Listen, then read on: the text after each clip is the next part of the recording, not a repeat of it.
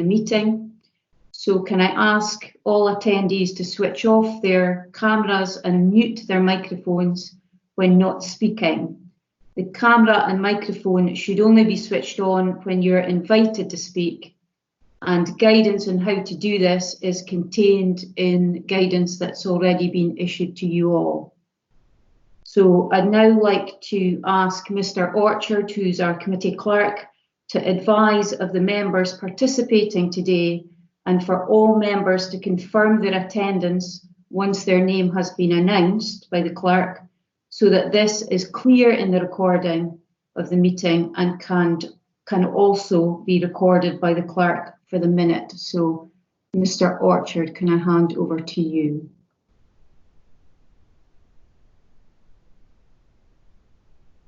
Thank you, convener. I'll just do a quick roll call. So please just say if you're present. You don't need to put on your camera for this particular purpose. Councillor Lane, convener. I am present. Councillor Lumsden, vice convener. Present. Councillor Bolton. Present. Councillor Alex Nichol. Present.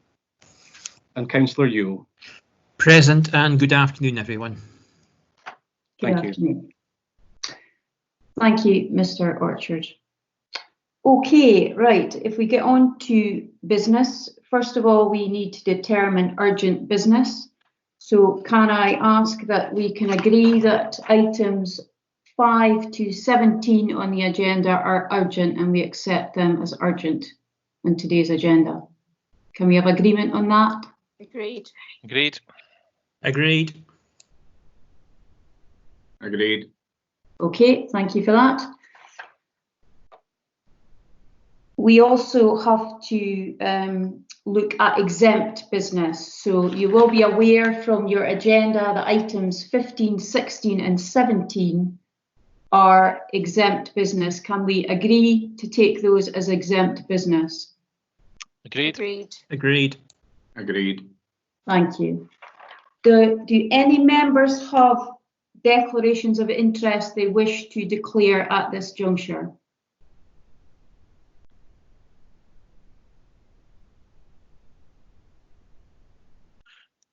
Sorry, convener, I was just going to declare an interest in agenda item 11, the roads and transport related budget. One of the items is actually work that's going to be carried out on my street. I think this is business that's gone back a good few years, long before I was a councillor. So I intend to take part in the meeting on that item. Okay, thank you for that, Councillor Lumsden. Councillor Nichol, do you have a declaration of interest? Thank you, convener. Until recently, I was a member of the board of NESTRANS. Obviously, we'll be discussing items 11, 12, 13 and 14. I believe there's a statutory exemption, and I obviously wouldn't be leaving the meeting in the circumstances. Okay, thank you for that, Councillor Nichol. Councillor Yule, do you have a declaration to make? Yes, it's in the same terms as Councillor Nichol, except I'm a substitute member of NESTRANS. Okay, thank you for that. Okay, that appears to be all the declarations of interest. So can we move on to the minute of the previous meeting, which took place on the 20th of March? Are we happy to agree the minute? Agreed. Agreed.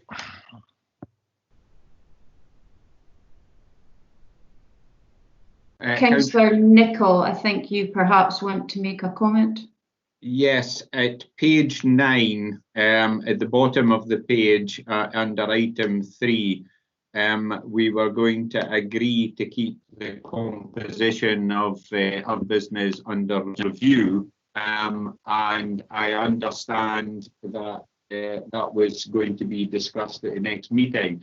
I realise that there is no business statement for urgent business because of the nature of the committee, but unfortunately we are where we are. We don't seem to have a mechanism going forward to deal with this, and I just wondered as a group, we wanted to put something in place that we have an urgent business, we have a business statement going forward for the Urgent Business Committee and/or AOCB or some other methodology that we can agree to ensure that these things do come back to the committee for discussion as appropriate. Thank you for that, Councillor Nicholl. As you say, urgent business doesn't follow just in line with other committees. However, I think I'm satisfied that officers are reviewing various aspects, and one of that will be in relation to the committee and what we do as we move forward. You'll be aware that it's a ever-moving feast at the moment with different announcements, and that will no doubt have an impact on how we conduct business as we move forward. But having spoken to Mr. Bell, I'm content that him and colleagues are reviewing that process. The aspect you obviously mentioned there that you felt it might be reviewed at this meeting, we've obviously not held a meeting under the current situation. This is the first meeting. So I would expect that we would have that, and then that can obviously be fed into that review process. But I'd expect officers to be bringing something back to us in June when we meet again on the 30th of June. Do you want to come back?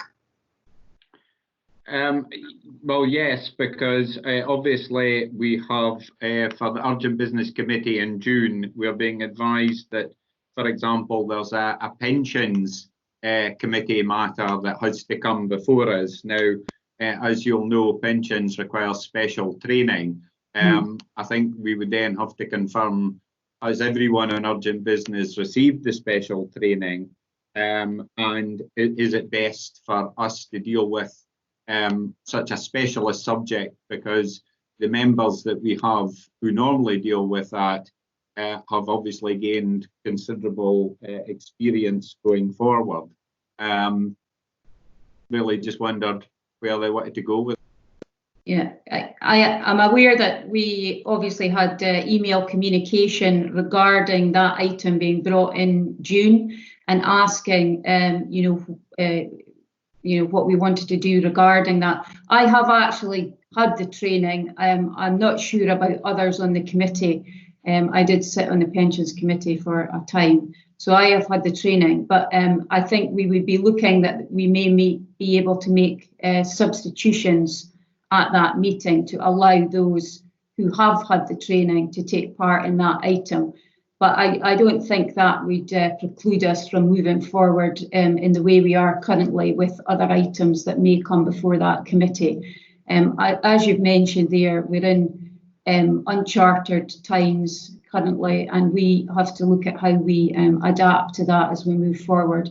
But we've a number of weeks before that next meeting where we can put those plans in place, and we can liaise with officers around how we best do that. Okay. Anything else on the minute, or are we happy to agree?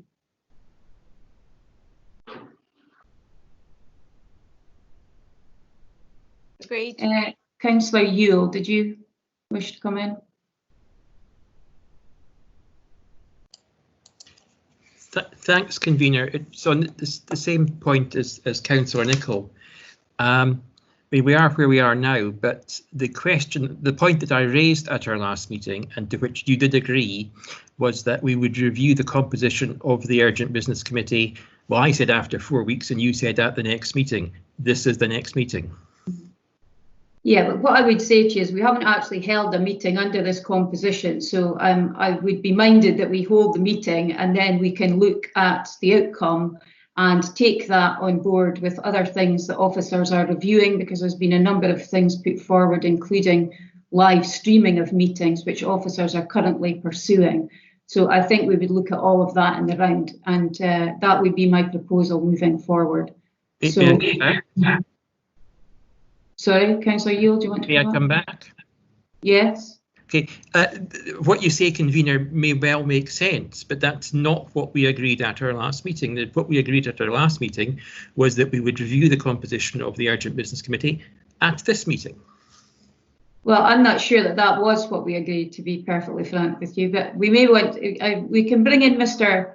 Bell, who can give us his legal opinion on how we move forward with this. But I'm content with what we've got on the agenda. We move forward, and officers will review various aspects and bring that back to a forthcoming meeting.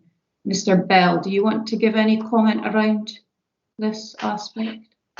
Thank you, Convener. Yeah, just looking at the minute, it refers to us keeping the arrangements under review from this Urgent Business Committee. And one of the other aspects of the decision made at the last meeting was that the Urgent Business Committee would determine what approach to take beyond the 22nd of August. So as you touched on earlier, I would foresee a report from myself to a future meeting of the Urgent Business Committee, and from there members would be able to take account of their experience at the Urgent Business Committees that have taken place to that point, and consider the wider arrangements going forward, as you touch on live streaming and also use of remote participation. So I would see a further report from myself coming to a future meeting of Urgent Business Committee to allow you to consider your options. Okay, thank you very much for that, Mr. Bell. That's helpful. Okay, on that basis, can we move forward, agree the minute and move forward? Convener, I have a comment. I really do think I agree with Councillor Ewell. I think in particular we need to address returning to 9 members. Planning managed it last week. The IJB have managed it.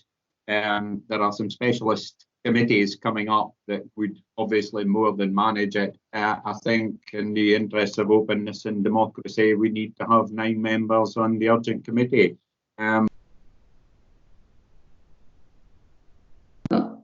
I think we've lost you. I'm not sure if you've been switched off or what's happened there, but we haven't actually got your. What? Sorry, Convener. It was just to reiterate what Councillor Ewell had said.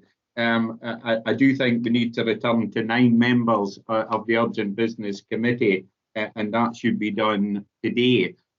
We saw the Planning Committee last week managed to achieve that without any difficulty. Yeah, I think we've seen the IJB do it, and this is the most important committee currently sitting in the council. Nicol, I'll just stop you there because we're not getting into a big debate about it. I'm content with the 5 members that we've currently got. That was the agreement that we had. We said we would keep it under review, and that is how we will be moving forward. If you want to move a procedural motion, then feel free to do so, but we're not getting into a big debate about it.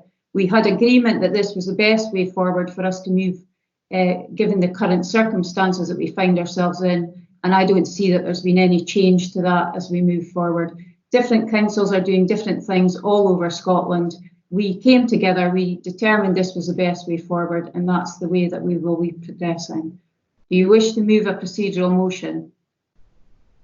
I think it would probably call for the move of standing orders because the decision was within the 6-month rule. But perhaps Mr. Orchard, I'll take Mr. Orchard in first to confirm what the procedure would be here.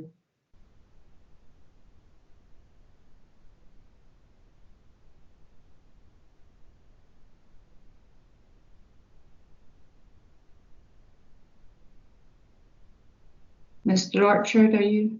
Apologies. Yes, thank you, Convener. Yes, Councillor Nicol could move a procedural motion if he so wishes, but in doing so, he would be required to suspend Standing Order 43 in terms of the 6-month rule in order for that procedural motion to be successful.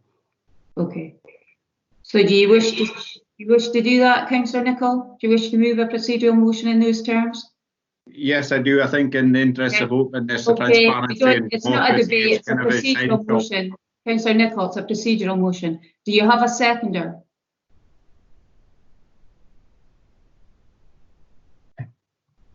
Councillor Ewell has indicated that he will second. Okay, we go to the vote.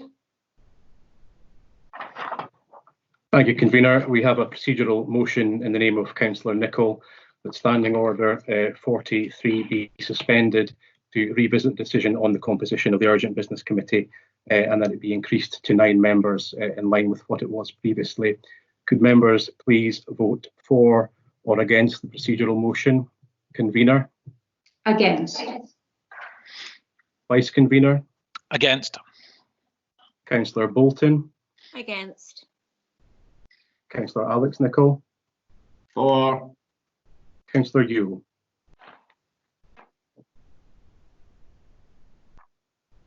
Sorry, Councillor Yule, I didn't catch that.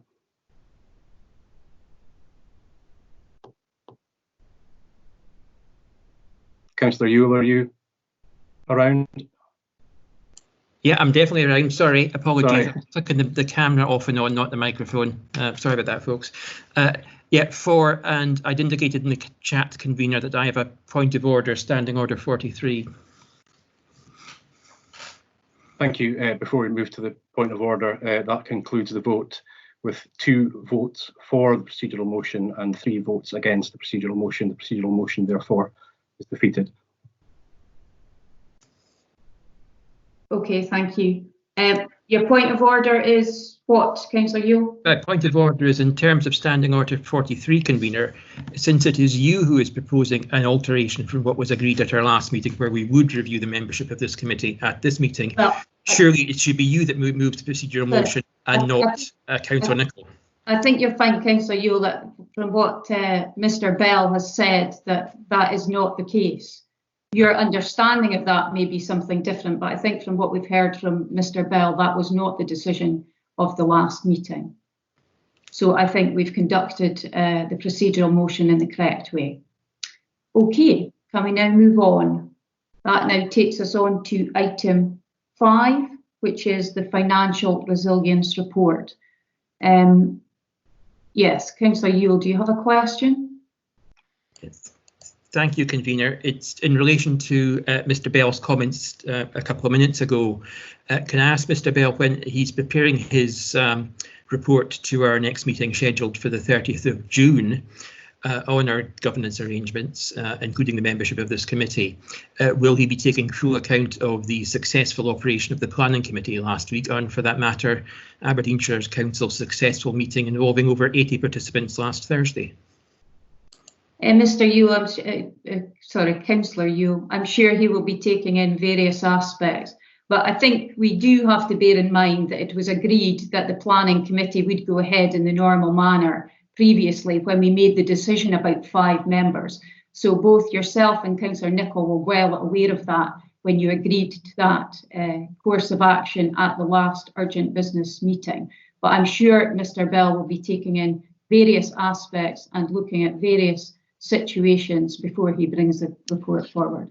Thank you very much, convener. Did I ask you asked Mr. Bell to answer the question I asked him? Well, but I value your opinion. I'm asking a question to Mr. Bell. I'm still right in thinking, Councillor Yule, that I am actually the convener of the committee. So I've moved on to item 5. I'm hoping that the rest of the committee will be able to move on so that we can actually debate the very important business, I have to say, that we've got before the committee today, whether it be around our financial situation or indeed how we plan to move forward economically within the city as well, around that climate change piece. All very important things which I'm sure the public will have a great interest in. So I think it would be good if we could move on and actually discuss that. So I'm now going to bring in... I would like an answer from the officer. That's what I asked. Well, I'm the convener of the committee and I'm not taking in the officer at this point. I've moved on to item 5 and I intend to push ahead with that business, Councillor Yule. Thank you. Right, if I could bring in Mr. Belford, I hope that you're with us.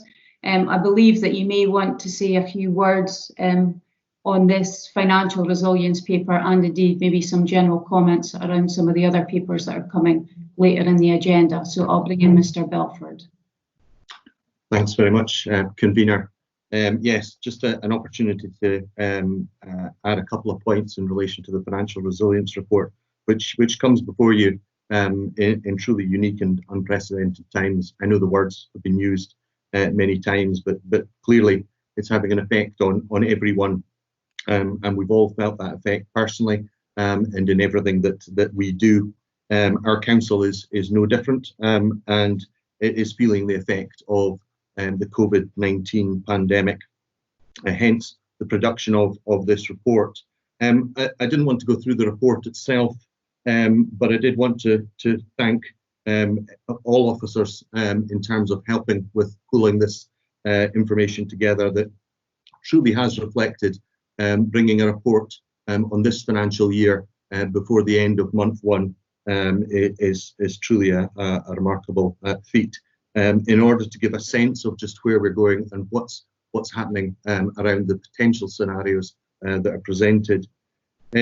Without going on any further into the detail of the report, clearly an opportunity for questions. I did want to just update in terms of Appendix 1 in the report and just point out that I had, first of all, mixed up the two figures at the top of Appendix 1, where the total distributable amount under consequentials is £3.5 billion, and the amount as at 20th of April was 3.365 that had been distributed by the Scottish Government at that time, which had meant that there was the 155,000 that's mentioned on that report still to be distributed.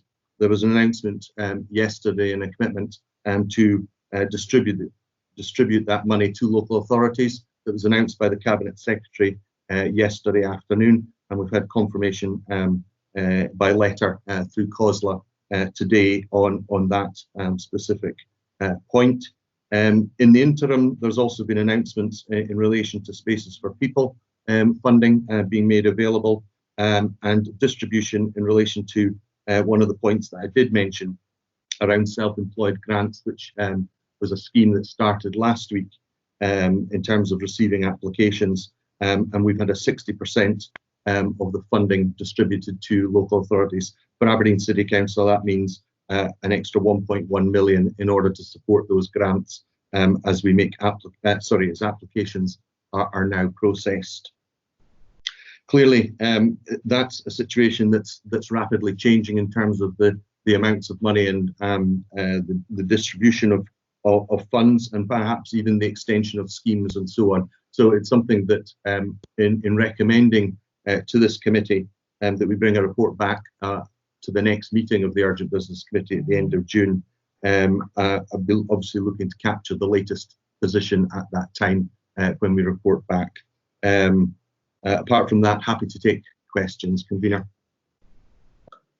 Thank you very much, Mr. Belford, and thank you for pulling this report together. I know that you and colleagues are working flat out on the COVID-19 response that we have within the council, and we appreciate all the hard work that you're doing.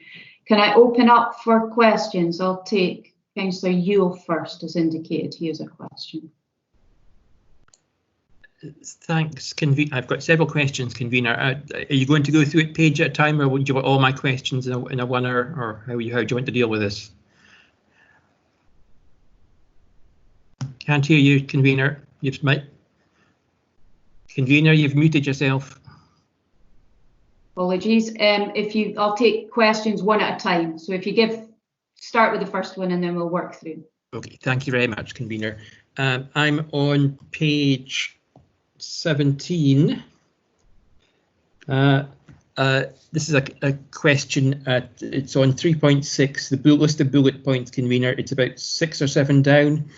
It's the impact on 2021 on capital receipts. Clearly, there are going to be timing delays, as mentioned in Mr. Belford's report. Can I ask if the council or Mr. Belford and his colleagues are also expecting there to be an impact on the value of individual capital receipts, as what's happened over the last month or two in terms of the economy is presumably not going to increase the value of land or buildings, certainly not in the short to medium term? Okay, Mr. Belford, can you answer that? Yes, in terms of that, we can expect, yes, the delay in terms of timing around concluding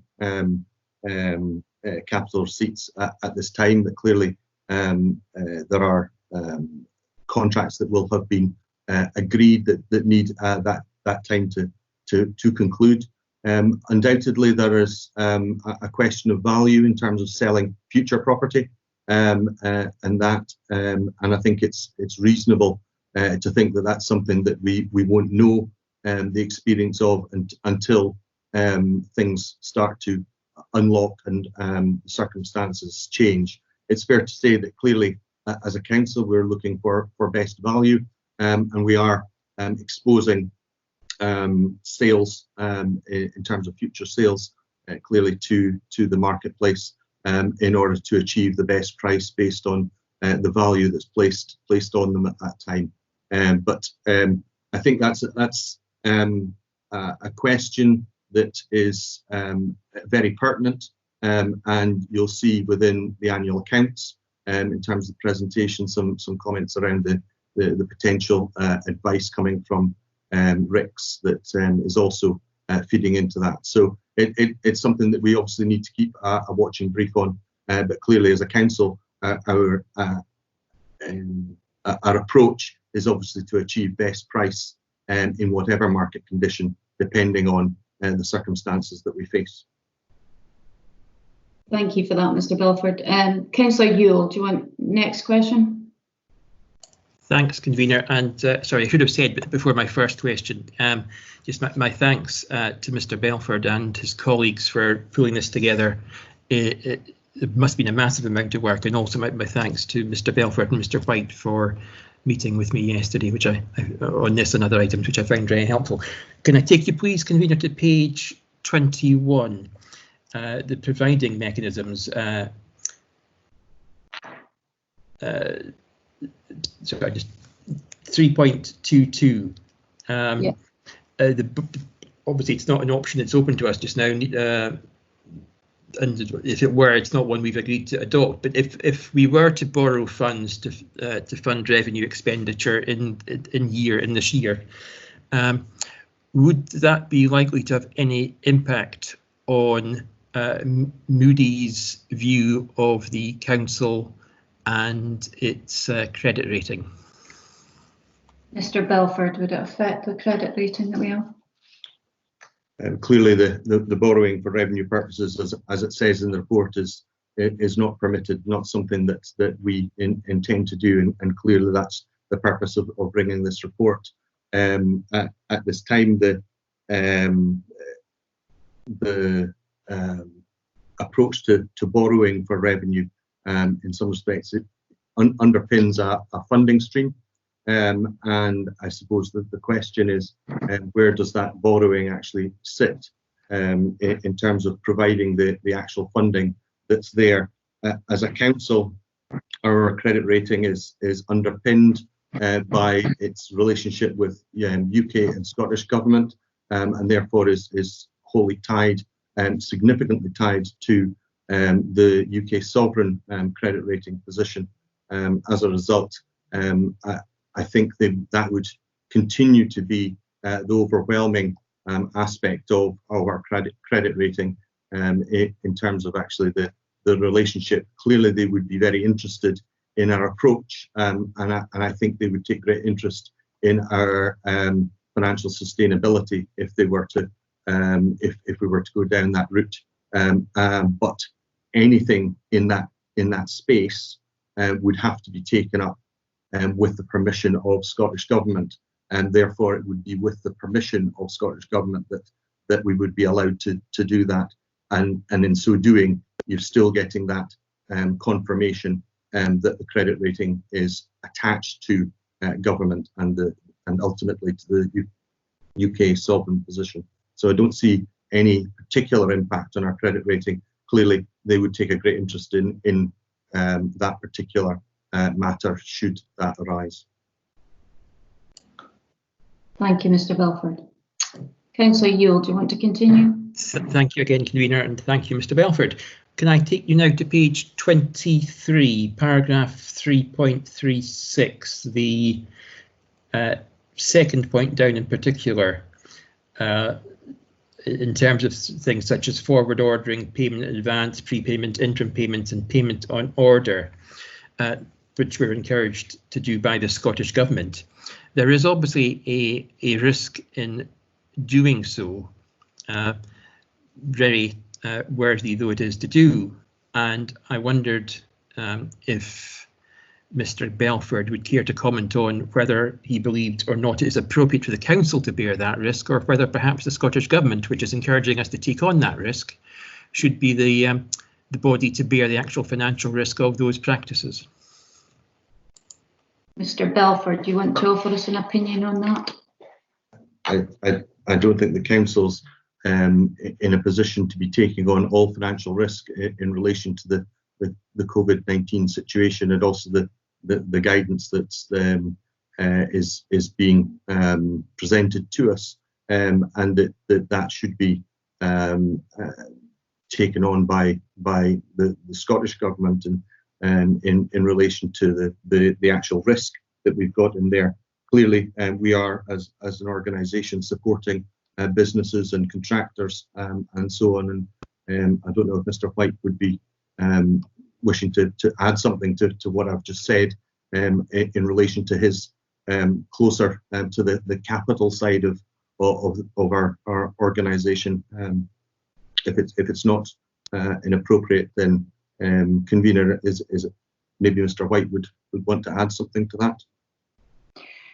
Mr. White, would you like to add something to that? Yes, convener. So the guidance, obviously, from both governments, we're making sure that we adhere to it. However, in the pursuit of adherence to that guidance, we obviously are entering into specific conversations with individual contractors before we make any advance payment.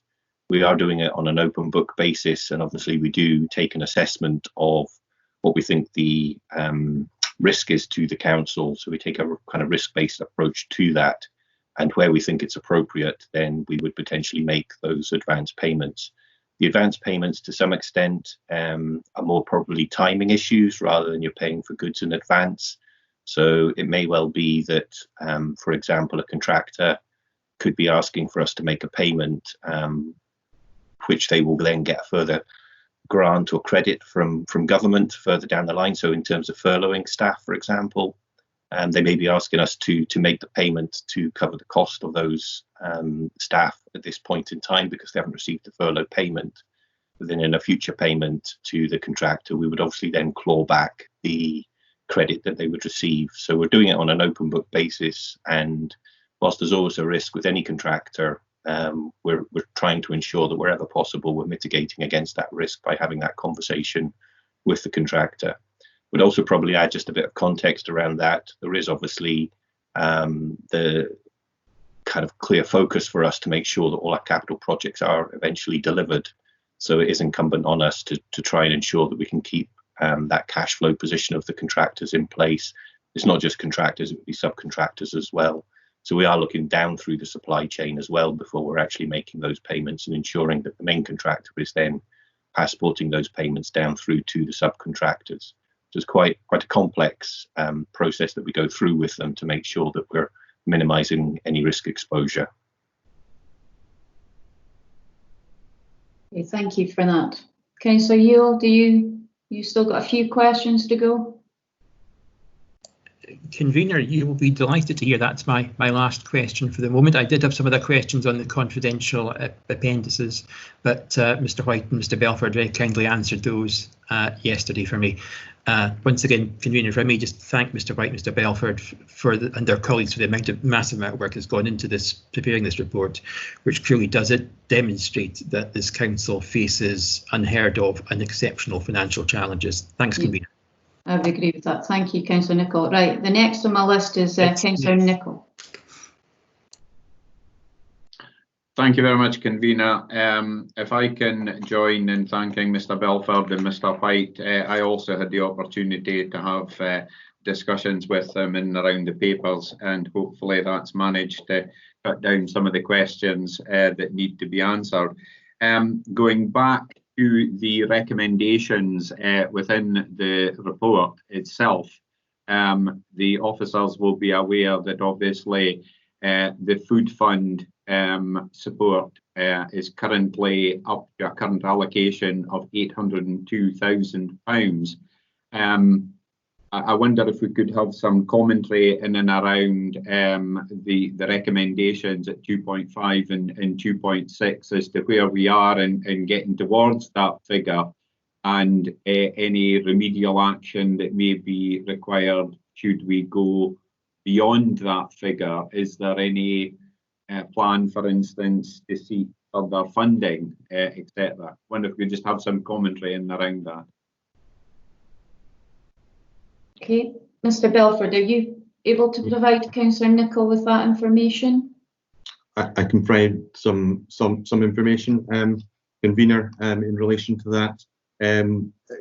The current estimate of where we're at in terms of spending around free school meals and maintaining services around that, the additional cost plus help to those in our community and making sure that those are supported is around around the £700,000 mark at this moment in time.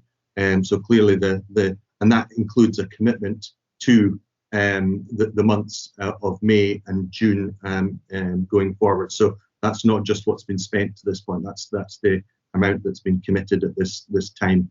And clearly, we're reporting that as part of the basis of this into COSLA to capture the spend levels. And clearly, as an organisation, we're looking to seek all opportunities to gather additional funding should these specific pots of money and these funds actually be exceeded or be looking to be exceeded.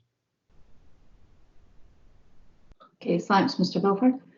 Councillor Nicholl, do you have other queries? I do indeed. At 3.29, again, I wonder if we could just have some commentary going back to this distributable grant. Obviously, there's a comment towards the end of the paragraph that says it could disproportionately impact on councils who have significant income streams. I wonder if we could just have some clarity in around what we're speaking about there, and maybe a wee bit of commentary, please. Mr. Belford, can you enlighten us about the income streams that we look like is going to be hit by the current situation? Yes, convener. Obviously, we have core grant and council tax that are supporting the organisation in the main. We have a substantial set of income streams from a whole range of different areas. And obviously, we've gone into a bit more detail in relation to the return at Appendix 2, which we'll talk about later. But in terms of that, every council will be different, the extent to which they are exposed to income streams that have been affected by COVID-19. For example, it's not surprising, perhaps to even say that car parking is one of those income streams that we see, and has clearly had an impact on the city and clearly our income. As a result, other councils will have less impact on that, and there will be a mixture that actually the profiling of all of that will not match normal grant distribution mechanisms. And so from that point of view, the Aberdeen City Council could be disadvantaged because of the high level of external income that we're able to attract and generate as a council, and has been affected by the COVID-19 situation. So that's what that paragraph's really trying to express. Thank you, Mr. Belford. Councillor Nicholl, you have further questions? I've got a couple of questions in and around the exempt appendices, but I'll leave it until then. Thank you. Okay, thank you for that. Right, Councillor Lumsden, you've indicated you've got a question. Yeah, thank you, convener. It's a couple of questions around the letters that's been received from Scottish Government that I heard mentioned earlier. The 155 million, I think it was, Mr. Belford mentioned that there was now a letter saying that would be passed to local authorities, but it was touched on a little bit there about distribution, but is there any indication in that letter how it will be distributed? Will there be any ring fencing, and when will local government actually receive that cash? Convener, there's no indication of when the council will receive that cash. The letter refers to discussions that have yet to take place in terms of that with COSLA, but there's no confirmation of a time scale in that report, in that letter at this time. Okay. Another question on the previous letter. There was mention of us, of all local authorities having to use their reserves to balance the budget. In terms of your sort of professional advice, would you recommend that we should be dipping into our reserves at this time? Absolutely not. Not as a first port of call. Here we are, literally at the beginning of the second month of the financial year. We have 10.5 months ahead of us in order to make a difference and make changes to the way in which this financial year turns out. And I think that's the starting point. Reserves are there for the purposes of protecting the council and resilience. We've got a full reserves policy that was approved at the 3rd of March meeting that says why we should have that. And there's no doubt that it should be the point of last resort at the end of the financial year when we've done everything else in order to do that. We have one of the highest risk elements that remains for the financial year is always the winter, in terms of the winter and what that might bring. The unexpected and the unknown around that is definitely a real thing. And the reserves policy refers to that and specifically relates to that. It's also worth pointing out that the organisation as a whole needs an amount of reserve in order to actually access other funds. And I would just draw to your attention the Bellwin scheme, which is sometimes activated for specific events of a local nature. That was activated during the course of 1920 for flooding and so on. But in order to access that, the council first has to absorb over £1 million of spend itself in order to then be able to secure that additional funding. So we need that strength and depth, and that's just one example in order to be able to respond. So reserves aren't the place that I would be recommending to the council. They play a part in understanding the overall position, but not as the first place to go. Okay, thank you, Mr. Belford. Thank you, Mr. Belford. Councillor Nicholl, I think you indicated, did you want to come back with a point on that discussion that's just taken place? Yeah, hopefully, helpfully for Councillor Lumsden, there was a elected member briefing put out at lunchtime by COSLA, and it says that yesterday the Scottish Government announced they would pass the full 155 million of consequentials from the UK Government to local government. Councillor McGregor, who's a member of his party, will work with the Cabinet Secretary for Finance to ensure the funding is distributed to councils quickly and can be used flexibly to meet local need. Just a helpful point out. Yeah, thank you, Councillor Nicholl. But it is still clear then there is no timescale and no distribution method being agreed. Thank you. Yeah.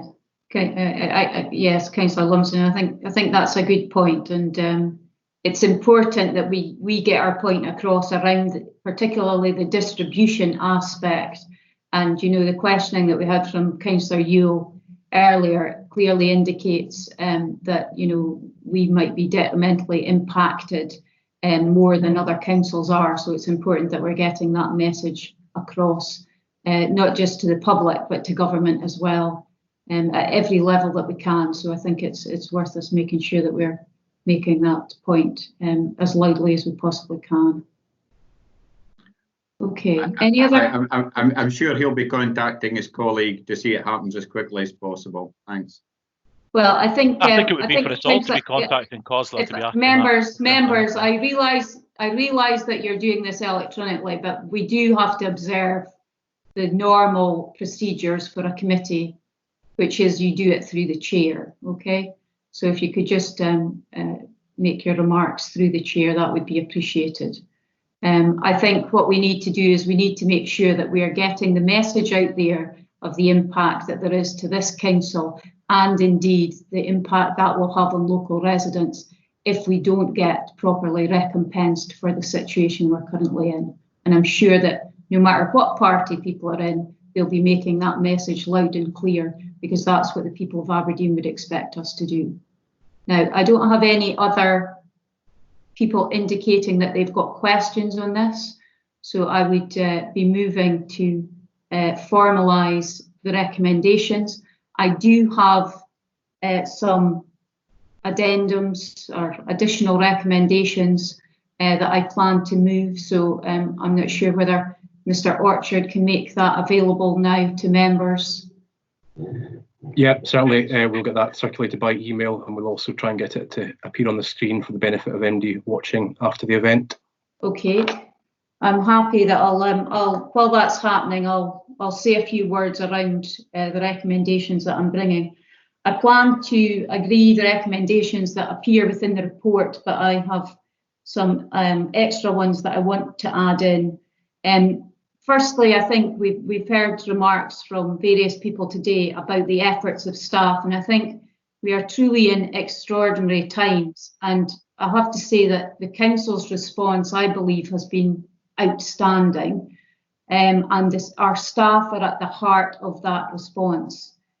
We've seen commitment and dedication at all levels throughout the organisation to ensure that we continue to deliver the vital services that people rely on, whilst also dealing and providing support and help to those who are most vulnerable at the times we find ourselves in at the moment.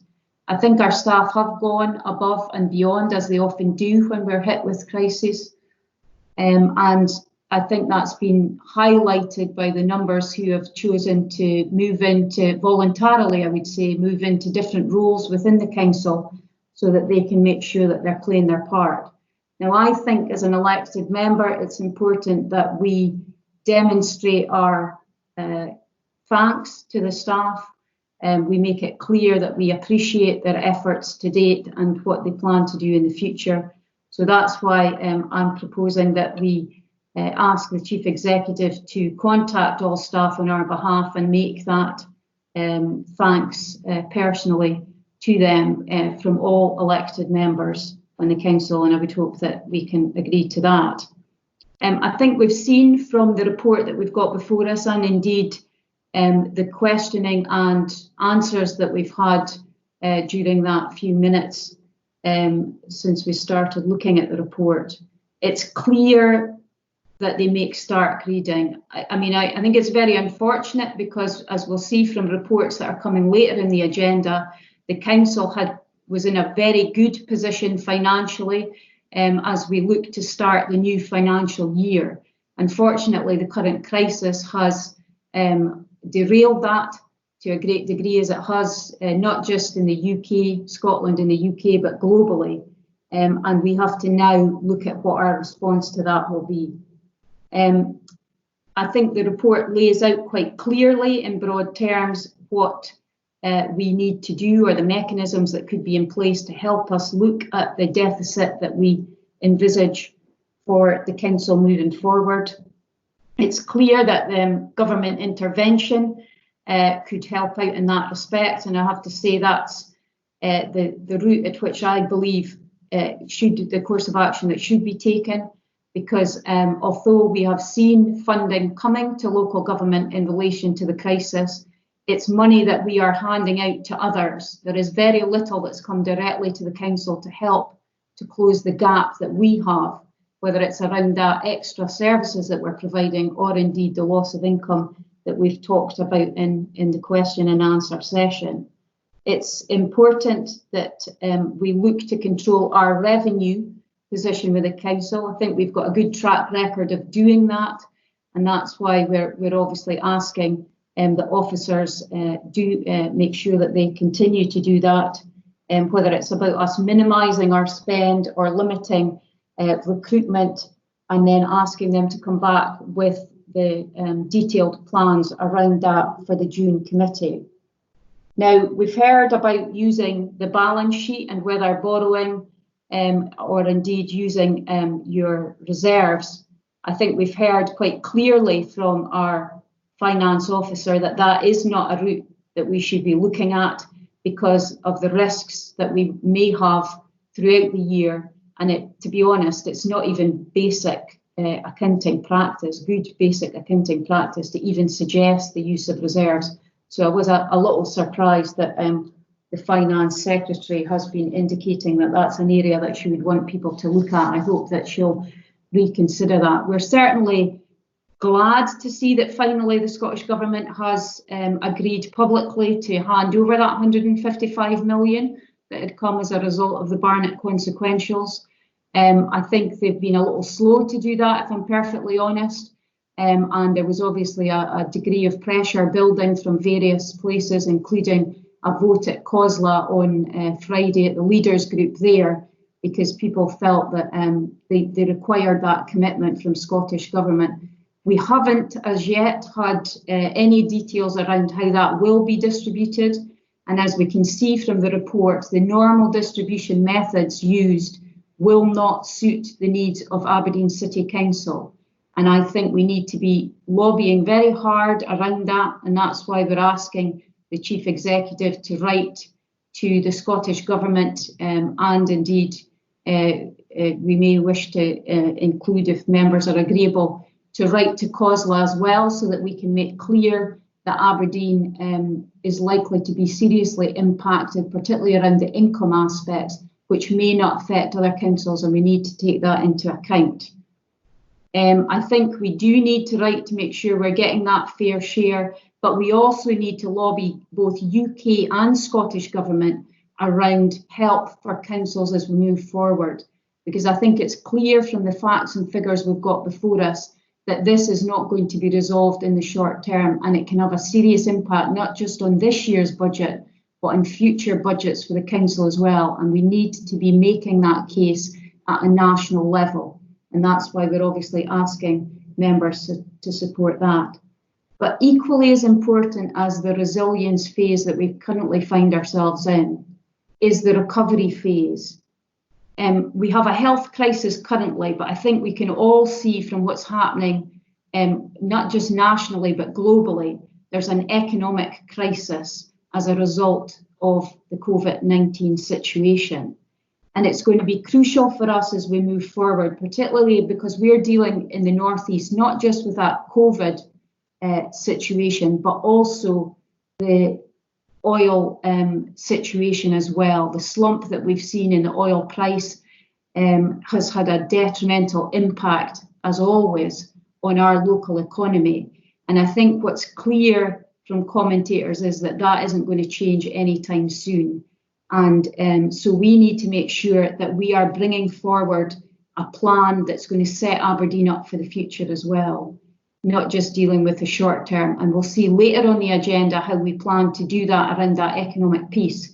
But we do feel it's important that we're asking officers to bring forward a socio-economic rescue plan in the short term and report back to the June committee. Now, we've asked that that's done in conjunction with the admin leaders, so that we have an input into that, and we can make sure that we're gathering evidence from various spheres within the city, whether it be business, whether it be community, whether it be third sector.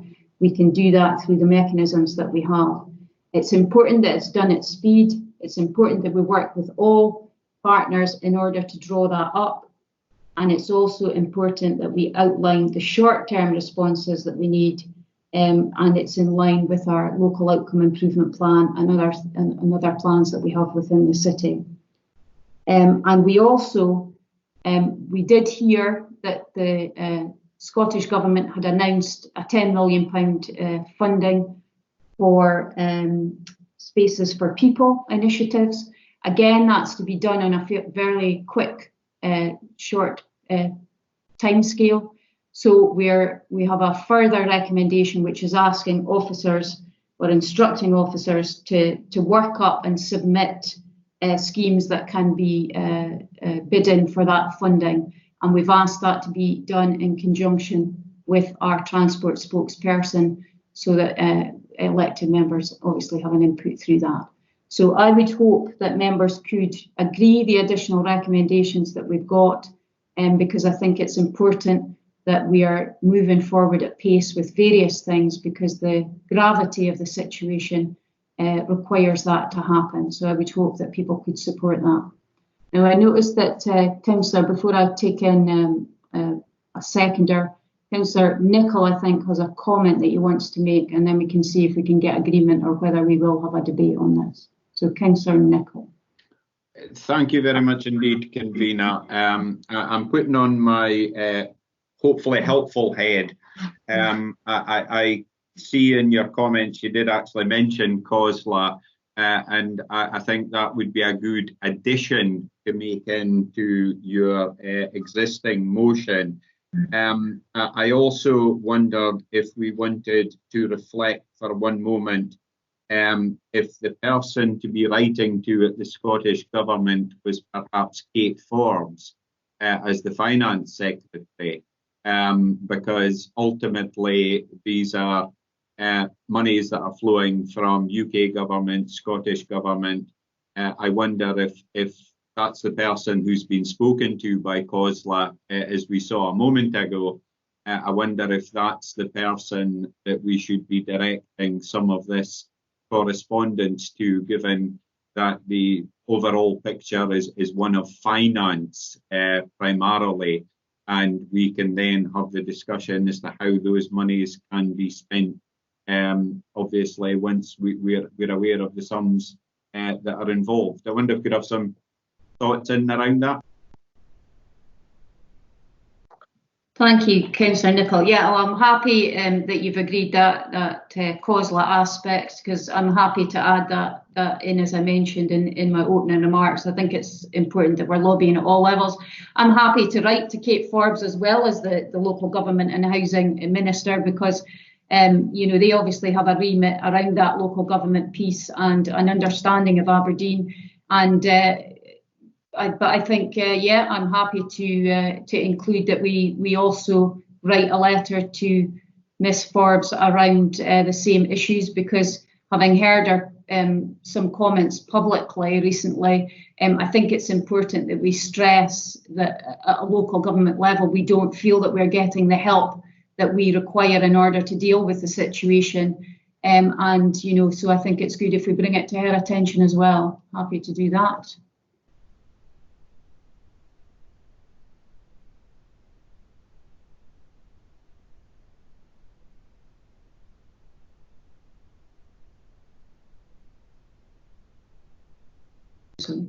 Councillor Ewell, I think, did you indicated you wanted to come in? I think I maybe missed your comment before that, because Mr. Orchard included the motion within the chat line. So do you want to come in now, Councillor Ewell? Yeah, thanks, Convener. You're forgiven. Yeah, Convener, in general, very happy to support the additional points that you wish to include. Sorry, I'm juggling a PC and an iPad here. I had a couple of suggestions or requests. I'm not sure how you want to word them. In terms of number one, I absolutely agree with that, and our staff have, to a person, been stars over the last few weeks, and we as a council and as a city, we owe them all a huge debt of gratitude. In relation to number two, that makes absolute sense, and I agree with the point you've made. I do wonder though, since we all made a point at the last meeting of the Urgent Business Committee of saying we wanted to work collegiately for the benefit of the city, whether you would agree to replace administration leaders in two with the group leaders, so that we can all be involved in this in terms of the consultation. I absolutely agree with the point you made about writing to COSLA. That makes sense. And I would agree with Councillor Nicholl and yourself in terms of who to write to in the Scottish Government. We should certainly be contacting the Cabinet Secretary for Finance, and I can see absolutely no harm in also contacting the Local Government and Housing Minister. At 5, sadly that makes sense. I would be grateful though if we could agree that this committee gets periodic updates, or if we go back to a more normal committee cycle, the relevant committee gets a, which would presumably be City Growth and Resources, gets an update in any posts where permanent or temporary appointments are made in the way described. And in terms of spaces for people, it is a great idea. I think it was a good initiative by the Scottish Government, and I wrote to the Chief Executive about this last week. She said the Council will be pursuing it. I'm delighted you've included this in what you're proposing, Convener. If there's one good thing to come out of this, it might be that we can permanently change some people's how some people move around the city. But in the short term, we need to ensure that people can do so safely and maintain social distancing while doing. So my specific request, Convener, is about changing administration leaders to group leaders in 2, and on the basis you've taken on Councillor Nicholl's suggestions as well, I certainly be very happy to support what you're suggesting. Okay, thank you for that, Councillor Ewell. I'm pleased that both yourself and Councillor Nicholl are happy with the terms of the additions. I have to say, we gave it thought before we put in administration leaders. I think it is important that it's administration leaders, and so I could not consider changing that to group leaders at this time. So unfortunately, hopefully that won't mean that we divide on this, but I will stick to the administration leaders. We still do have a political administration running the council, and I think it's even in the times that we're in currently that we continue with that. So that's why we have administration leaders there. I noticed, Councillor Ewell, you've indicated that would lead to an amendment. So maybe if you want to come back and tell us what that amendment would be.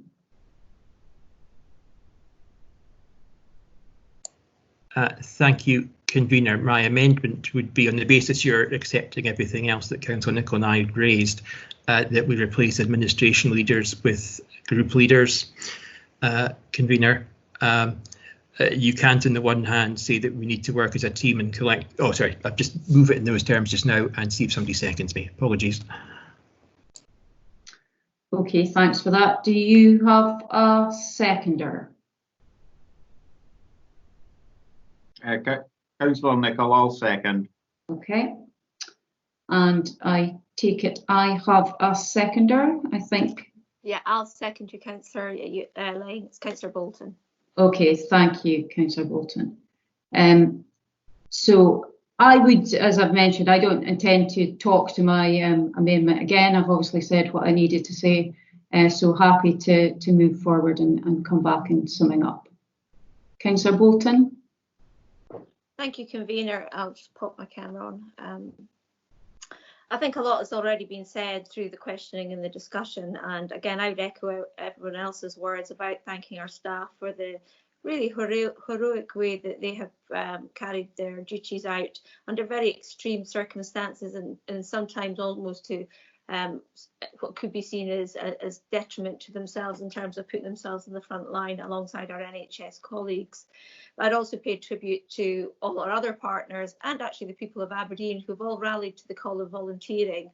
And I think the only way that this city will move forward will be by us all coming together to support the good cause, and that is the cause of Aberdeen and its citizens.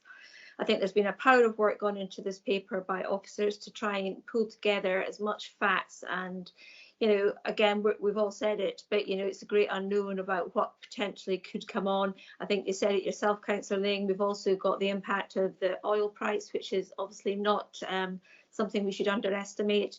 Whilst we're moving into a different era in terms of the greener economy, we're still at an early stage on that as a world, never mind in Aberdeen. I think the crucial point for us is how the settlement of additional money coming to Aberdeen is handled, and I think the speed of that is critical. We've seen on many occasions where Aberdeen has almost been punished for being so successful and actually raising as much income as we do. However, the time has come that needs to be recognised, that we're unable to raise those incomes as we normally would and are always very proud to do. And we need the same recognition and assistance to serve and provide for our people, our businesses, and for the future of our city, which, if we look at the long-term aspect of Aberdeen, we have provided for the rest of Scotland and the UK for many, many years. So we would like to think that the people will step up and give us our fair share of the distribution. I think the UK government have passed it through to the Scottish government to passport to local authorities, and I'd like to think that will be done in a fair and equal manner. And I think they actually have to recognise where some local authorities have a bigger offering from the public purse than Aberdeen. So I think, we should almost be in the reverse position where we get more from the public purse because our income has been so badly damaged. Nobody wants to see anybody going without, but we're elected here to represent Aberdeen, and we will stand our ground and fight for what's important, and that's to provide for the people of Aberdeen and for the business of Aberdeen. So I'm totally supportive of your recommendations and the additional recommendations, Councillor Ling, and I'm happy to second you. Thank you. Thank you very much, Councillor Bolton. Councillor Yule. Thank you, Convener. I'm going to be extremely brief like you. It's a pity we're dividing over this. I would have thought if any time's a time not for party politics, now is the time. But if you wish to pursue things as a political administration, obviously you have the numbers to ensure that. I think let's focus though on what we do agree about, and we agree about 95% of what's in front of us in terms of the office's recommendations and your addendum to that, Convener. This city faces and this council faces exceptional circumstances, and we do need to put in place, the government needs to put in place exceptional funding for this council, and for that matter councils around the country, but from our point of view for this council. And that will be necessary so that we can continue to deliver services for citizens in our city. I would echo, I think, everything that Councillor Bolton said, apart from our seconding of you, obviously. But let's, we agree about most of this, and that's good. It's just a pity that you don't feel able to put party politics aside. I understand, though, of course, that's entirely your right. Thanks, Convener. Thank you, Councillor Yule. Councillor Nicholl. Thank you, Convener. I will be equally brief. I think the reasons Councillor Yule has set out are quite succinct. Unity, I think, carries a much stronger voice than simply the council leaders, and I'll leave it at that. Thank you. Thank you, Councillor Nicholl. Anybody wish to enter debate? I think we only have Councillor Lumsden, so I don't know whether he wishes to. Yes, Councillor Lumsden. Yes, no, I'll keep it brief though, Councillor Ling. I think one of the reasons that we can't accept all group leaders onto this is because it's actually, if you read the addendum, it is saying that it is working in line with the Stronger Together policy document that was put together back in 2017. So unless the other two groups are now fully behind that policy document and maybe even potentially want to join the administration, and that would change things. But as it is just now, we are still a political organisation, but there is still an administration that runs the council. So I think it's right that we have put forward the addendum that we have today. Thank you. Thank you, Councillor Lumsden. Councillor Yule, do you want to sum up? Am I limited to 5 minutes? Yes, you are. Curses. Very briefly, Convener, you've been delighted to hear. I hear what Councillor Lumsden's saying. I absolutely disagree with him. The administration leaders, and my proposal were accepted, the group leaders would be consulted on the contents of this report. We would not be writing it, and it's surely competent to consult people. Ultimately, it'd be the officers who write it. But fair dues, this is what you've decided to do, and however much I might wish otherwise, that's what's going to happen. So let's not take away from where we do agree. And where we do agree is that we need a united front in arguing for a proper funding deal for our council so that our citizens don't suffer more than they have already And let's make no mistake, conveners, I know you agree, and as you've said yourself, if that funding isn't forthcoming, then our citizens will, the services that we deliver and the citizens who rely on those services will suffer dramatically over the rest of this year. Thanks, convener. Thank you, Councillor Yule. Yeah, in my summing up, I'm pleased that we've got agreement around this. I just want to underline again our thanks to the staff who are currently carrying out their duties under extremely difficult circumstances. Our thanks go out to them. I think it is important that we look to also what the future is going to bring, and that is about us coming forward with that recovery plan. We need to do that at pace. We need to accept that we do have a political administration, and that's why the administration leaders will be part of that consultation. But that plan will come back to the Urgent Business Committee on the 30th of June, and that will give all members the opportunity to have an input into that plan at that point. And I'm content with that organisation around that. In the meantime, I think there is nothing to stop each and every one of us making sure that we are sending out a clear message that local government needs to be properly funded if we are to continue to deliver for the people that we represent. We've been talking about this for many years now, but it's come into sharp focus as a result of the current situation we find ourselves in. And I would hope that we would all be speaking with one voice when it comes to that platform and lobbying at all levels and all areas of influence that we may have to make sure that that funding comes to local government and in particular to Aberdeen City Council, so that we can make sure that we can mitigate the situation that we have currently with the increased services that we're having to provide, along with that loss of income. Because as we'll see from the reports later in the agenda, it's clear that we were on a very good financial footing. We've been a responsible council in the way that we've operated. We've taken difficult decisions to get ourselves into this position. And I think it would be unfair if the whole of that is derailed because of a global crisis. And governments at both levels, whether it be Scottish or UK level, have to accept and understand that it's a necessity now that they step in to help local government and make sure that we can continue to deliver services for the people of Aberdeen. So on that note, I'll just move to the vote and ask Mr. Orchard if he can take us through the voting. Thank you. Thank you, convener. The convener has the motion and Councillor Yule has the amendment. Would members please vote motion or amendment? Convener? Motion. Vice convener? Motion. Councillor Bolton? Motion. Councillor Alex Nichol? Amendment. Councillor Yule? Amendment. That's 3 votes for the motion, 2 for the amendment. Motion carries. Thank you very much, Mr. Orchard. Okay, folks, that takes us on to item 6, which is the Council Financial Performance Q4 report, which followed. I'm conscious that this came out late in the day, but the reason for that is officers have obviously been working right up to the wire in order to produce both the Q4 and the unaudited annual accounts, which is the following item. So can I open up for any questions on the Q4 report?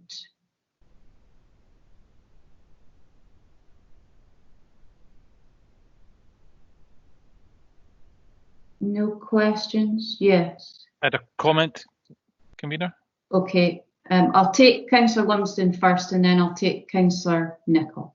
Thank you, convener. It was just as obviously convener of City Growth and Resources, it was really just to thank staff, not just for the Q4 report coming back so quickly, but also the full year annual accounts that are in the next report. I think we're the first in in Scotland, maybe even the first in UK. Maybe Mr. Belford will confirm that. But it's really just to thank everyone, and if that could be passed on to all the finance team, that would be much appreciated. Thank you, Councillor Lumsden. I think you speak for us all, you know, and our gratitude to staff for all the efforts and the work that they've put into to finalise the reports that we've got before us today. So it's good that you've made that point as finance convener. Councillor Nicholl, I'll take you in, and then I'll take Councillor Hugh. Thank you very much, convener. Couple of questions to officers in and around the report. If I can first of all thank Mr. Belford and Mr. White and their team. Huge piece of work, especially coming on the back of some of the other things that are ongoing. My first question is on page 15. Commissioning appears to have a budget line which has gone £2 million over budget, and in the subsequent rubric on page 16 there's only a variance explained of £0.3 million. I wonder if we could have some commentary regarding the other £1.7 million, please. Okay, thank you. Mr. Belford, can you answer Councillor Yule's question? Thanks, convener. Councillor Nicholl, that particular question, yes, that's something I've missed in explaining in the report. Apologies for that. This was a choice by me in some respects in terms of how we presented the budget. There was an additional variation in terms of an amount of money that we had budgeted for around income on shared services. That was a variation, and the other element was in relation to the procurement of commodities, where there was a wide range of commodities across the whole of the council, where the savings were being achieved. Because of capacity and the level of detail that we needed to go to at the end of the year, I decided against applying that to all the services, and I should have explained that in the appendix. What I had done as a result of making that decision was to make sure it didn't recur, and as a result, the 2021 budgets, in setting those, have all of those savings actually fully embedded within them. So apologies, I should have made that clear in that particular appendix. Thank you, Mr. Belford. You want to come back, Councillor Nicholl? Are you content with that? I'm content with that answer, and there's absolutely no need to apologise, but I've got a couple of further questions. You just want me to continue with them? Yeah. Thank you very much. Page 21, the Housing Capital Programme. I wonder if you could just help me with some clarity here. The approved budgets and the actual expenditures are quite different. They differ by anything up to only 42% in one case was actually spent. Could we get some commentary in and around how the approved budgets were arrived at, and why the actual expenditures were in some cases quite different, please? Mr. Belford, can you shed some light on that? Convener, this is a matter for the capital programme in terms of the way that we structure it in order to provide a degree of flexibility in year depending on capacity, availability of contractors, and also the extent to which various permissions that are required and tenant consultation takes place in order to get programmes of work actually completed. As a result, you'll see in the approved budget there's a normal allowance of slippage and expectation that in terms of our funding position, we will set a higher level of programme and allow a small a variance to occur during the year, and therefore our funding is within a particular envelope. As a result, annually we will see variations on each of those lines. I don't have the specific detail on every one of those lines at this time, but I'd be happy to share that with Councillor Nicholl after the event in a bit more detail. Clearly, one of the other standout variations is the progress in terms of the 2,000 homes programme, where you're seeing the opposite effect, and that's as a result of approving those on a scheme by scheme basis, and also the progress that's being made around those particular projects. And hopefully that answers the question. Okay, thanks, Mr. Belford. Councillor Nicholl, are you happy to? Thank you very much for that. As I say, it was just obviously when you're seeing free from serious disrepair, and there's a substantial difference in the figures, but that's most helpful. Thank you very much. The other one that I have is the PEF funding. Once again, we have almost £1 million underspent. Could we have some commentary as to why that's happened, please? Mr. Belford, can you yes, give us obviously, an answer on PEF? Thanks, convener. I think to a certain extent the Education Service will probably be able to provide more detail than myself, but my understanding is that the plans for PEF are obviously directly supported by individual head teachers, and decisions around the spending, the profile of spending, and when that actually occurs is directly attributable to the head teachers, working obviously with the Chief Education Officer. The work on PEF, and I suppose the school and academic year, is one of the anomalies that we're only partway through that academic year. As a result, only some of the money has been spent for this particular period, and there was still more to be spent in this coming quarter as we get to the end of the academic year for 1920. Clearly, that is money that we've now set aside on our balance sheet in order to allow the future work that's still to be completed to be undertaken and finished off, in order that that funding is available for those particular pieces of work. Thanks very much, Mr. Belford. You happy with that answer, Councillor? Thank you very much. That's most helpful. Thank you. Okay, thank you. Councillor Ewell, I think you're next. Thank you, convener. Just a very brief comment, just to tag on to the end of what Councillor Lumsden said. Absolutely agree with his comments about our finance staff and what they've done. But I think in terms of the budget, the quarter four outturns, and obviously also the following item, we owe a massive debt to staff and managers across the organisation for delivering what was a very setting aside the politics of it, whichever one of the proposed budgets had been agreed 12 months ago, 13 months ago, very challenging to meet the outturns. And certainly my view is that we owe a huge debt to all the staff involved in managing those budget lines and ensuring that the council's financial position has improved. So thank you. Thank you, Councillor Ewell, for that. I'm sure that sentiment is shared by all members. Any other questions on this?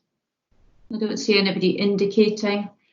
Okay, my plan would be I intend to move the recommendations as they appear, but I also have an additional recommendation which I'm hoping Mr. Orchard will be able to circulate. But it's in relation to, you can see from the report that we have before us that the outturn, there's a positive outturn against the budget for common good. So I'm proposing that the council makes a contribution of 100,000 from the Common Good Fund to support the Lord Provost Charitable Trust Aberdeen COVID-19 Emergency Appeal. I'm hoping that members will be able to support that. I think it's up for us now. Yes, Councillor Ewell, do you have a question? Thanks, convener. I don't argue at all with the sentiment behind your intention. It was just whether whether either you or one of the finance staff could tell us, are there any benefits to us dispersing that money for that purpose that way, rather than directly to organisations delivering services which are supporting people suffering because of the pandemic? I'll give you, I'm not sure about officers. I mean, obviously it's competent what we put forward. Officers are happy for us to put this forward. From my position, the reason that I'm bringing it forward in this way is I think it is important that we send out a message to the city that the council is supportive of the work that is going on through the Lord Provost Charitable Trust, in particular with the COVID-19 appeal. I think we've clearly seen that the 7 incorporated trades of Aberdeen have already put a very generous 50,000 into that appeal fund. There's also a crowdfunder being set up where individuals can pledge amounts into that and in support of that fund. It's been launched for charities. I think we've all heard the situation when you listen to the media, the impact that the current situation is having on charities and enabling them to continue the work that they're doing. In Aberdeen, I think we've always had a very strong charitable section, and it's quite clear that we want to show that we support them, particularly so they can deliver the good work on the ground to support individuals and groups currently. And we saw this as the best means of doing that through the trust, which is already set up and moving. And that's the reason that we've brought that forward. I don't know whether you require officers to come in with anything else other than to say that it's competent for us to do it. Thanks, Convener. I have no problem with its competence or your purpose. I was just questioning whether there was a benefit from the Lord Provost Charitable Trust being a middleman in the money going from the council to the trust, and then from the trust to presumably other organisations which actually deliver services, which of course it doesn't. But if that's, I'm not going to argue with it. I just wondered if that was the best way to do it. That's all. But I'm certainly not going to argue about the purpose of doing this, and it's I'm happy to support it. Okay, thank you for that. So are we happy to agree? Sorry, I think Councillor Nicholl, I think you've got a question. Yes, thank you, convener. As a trustee of the Common Good Fund, I wonder if officers can tell us a little bit about the purpose of the Lord Provost Charitable Trust, because I'm certainly not a member of that. I'm certainly not a trustee of it. And I don't know an awful lot about it. I wonder if they can tell us the purpose of the trust, how the trust is required to disperse funds, and what the oversight arrangements are for that trust. Because this was announced originally in the press, I think a couple of weeks ago. It was announced as £100,000. A week or so ago, it was then announced as £50,000. So I'm a little bit confused in and around those issues, and I think some clarity as a trustee would be most appreciated. Thank you. Okay, I can certainly, I presume it's maybe Mr. Bell that would come in on this one, but I'll be guided by officers. Mr. Bell, are you able to answer some of the queries that Councillor Nicholl's posed? Thanks, convener. Yeah, the Lord Provost Charitable Trust members made a call was subject to a report to full council earlier on in 2019 when decisions were made in respect of the transfer of funds to it as part of the trust review. And its purpose includes being able to distribute funds to charities within the city of Aberdeen to benefit its inhabitants. So in terms of qualifying for common good funding, officers are satisfied that it meets the legal requirements. Thank you for that. Are you content with that, Ms. Councillor Nicholl, or do you require further information? I realise I asked a string of questions, and it's always difficult when answering to remember the string. but I was asking what the purpose of the trust was and what the oversight arrangements were.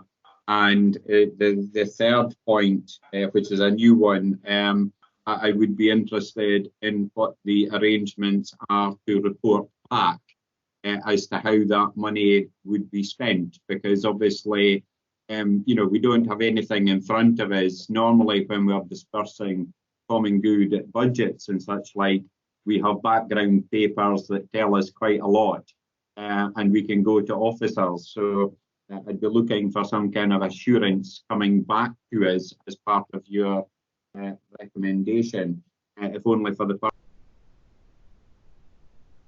I think you've cut out there. I'm not quite sure how. We lost that last bit, or I did anyway. Oh, I think you've got your mute button on, looking at it. There you go. Yeah. Sorry about that. It sometimes seems to go off and sometimes doesn't. Okay. The third point I was making was obviously the purpose of the trust and what the oversight arrangements are from Mr. Bell would be helpful. But also I would be looking for some kind of report back, because, normally when we are dispersing money as trustees, we have reports in front of us explaining the rationale as to why we should be making a consideration to whatever body. On this occasion, we don't have that.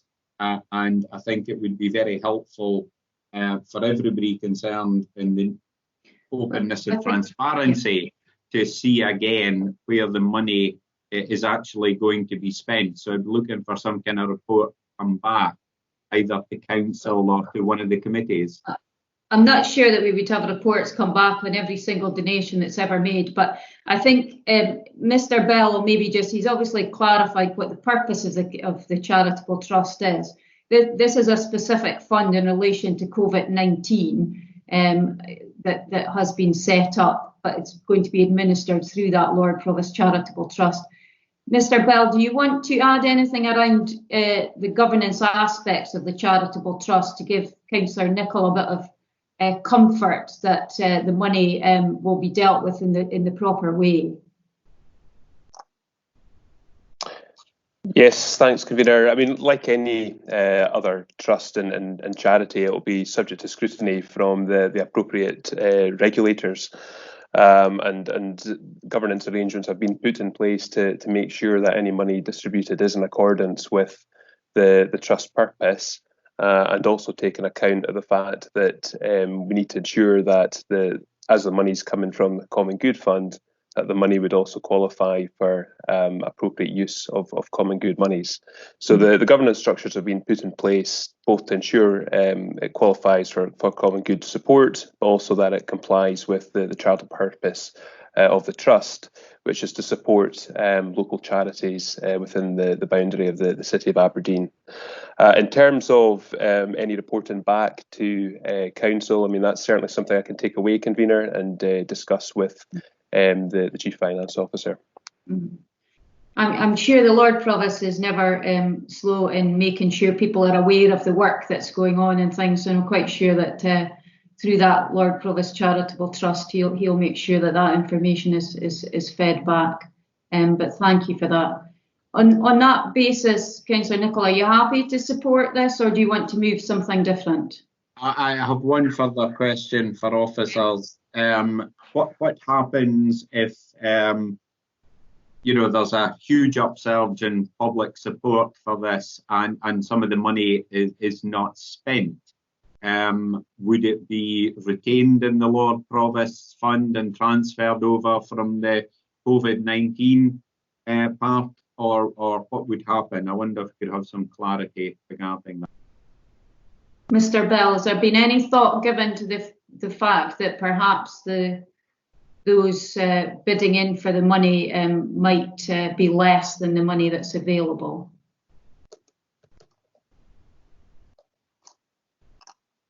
I think if there was any funds left over from the appeal, the trust would still have to comply with its trust purpose, which is to distribute monies in accordance with the trust purpose. There would be no suggestion at this point, as far as I'm aware, that money would be returned to the Common Good Fund, but members would have the comfort and assurance, I would hope, that the Trust would have to comply with its charitable purpose at all times. Okay, thank you. I certainly take comfort from that. Councillor Nicholl, are you... That's my question's complete, okay. Thank you. Okay. Mr. Belford had indicated that he wished to come in. I don't know if you had something to add to Mr. Bell's answer. Thanks, convener. It was just to add that clearly, as a charity, this is for us, and we're collecting that money for a specific purpose. It would be held in their accounts as a restricted fund, I would expect, and therefore held for the purposes that it is being actually collected for. And as Mr. Bell has already said, they would then need to meet the obligations not only of their own charitable purpose, but also to meet the requirements of that restricted fund. Okay, thank you for that. That's helpful. Okay, on that basis, I'm formalising the moving of the recommendations with that additional recommendation. Councillor Nicholl, are you happy to support, or is your intention to move something different? I'm not wanting to move anything different, no. So can we get agreement of committee to move forward with what I've proposed? Agreed. Okay, thank you very much. Agreed. Thank you. Okay, that now takes us on to item 7, which is the unaudited accounts. Quite a large document, so I would plan to open up for questions on the information that we have there. So, is there any questions on the report itself before we move on to the accounts?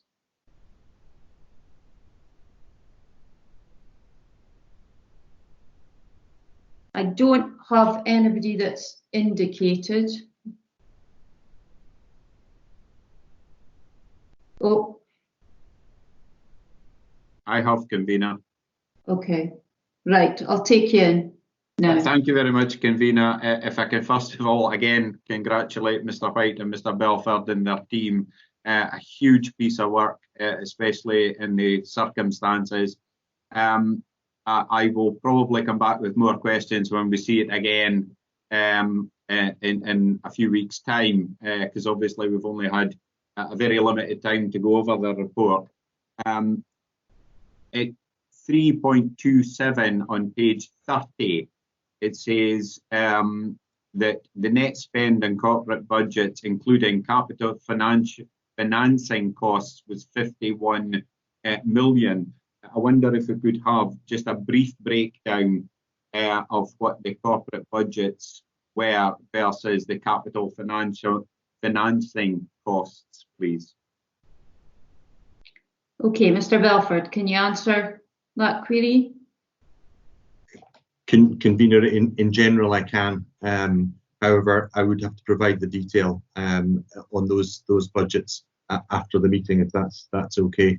The 51 million that's referenced there, just the capital financing costs is in the order of £36 million off the top of my head in relation to that. And the balance is spent on a number of aspects that we hold centrally. The cost of councillors in terms of salaries and so on. Corporate provision for bad debt is included in there. We have the accounting for some provisions around leases that are accounted for in relation to that, and audit fees, and a number of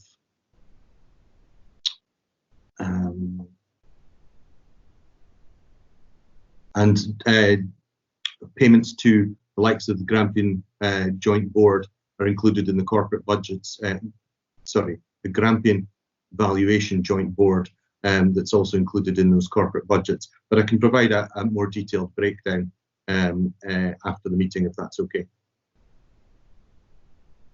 Okay, thank you for that. Are you happy with that, Councillor? Thank you very much indeed. Thank you. Yeah. Okay. Councillor Bolton, sorry, I'm conscious that you obviously are not able to access the chat. I believe that you maybe wanted to come in, so apologies if you were trying to get in before this. Yeah, I'm sorry. It was actually on the last item, actually, Councillor Ling. So it's fine. I'll leave it to somebody else to sign. Oh, okay. It's the technology of trying to keep track. We'll maybe have to work out. Me? Can you see me, Councillor Ling? Can you see me? I can see you at the moment, Councillor Bolton. Yes. So maybe if you just switch your camera on next time or whatever, and we'll pick you up that way. Okay. I can't see you at the moment, but yeah. Okay. Any other questions?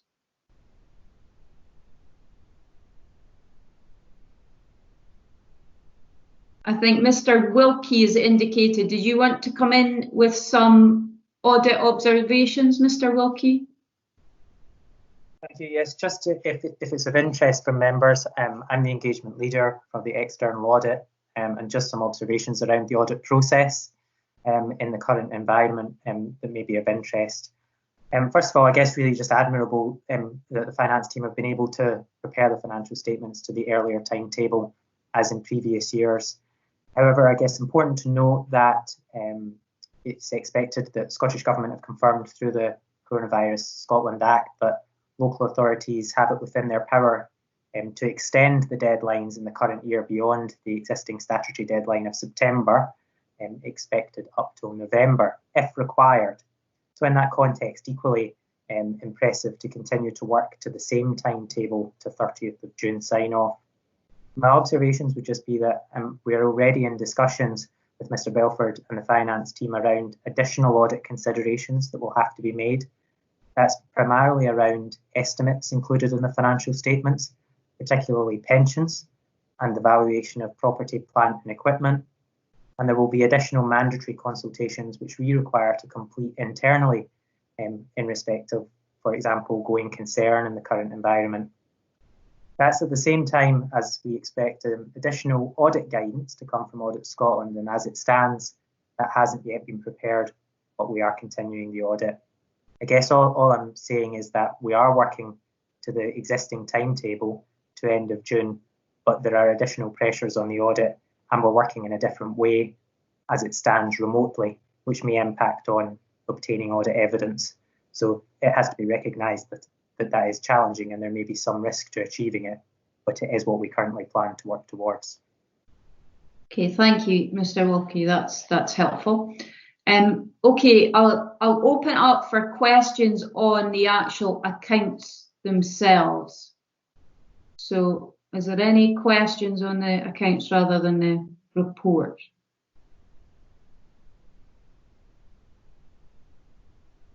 Yes, Councillor Lumsden, I'll take you in first.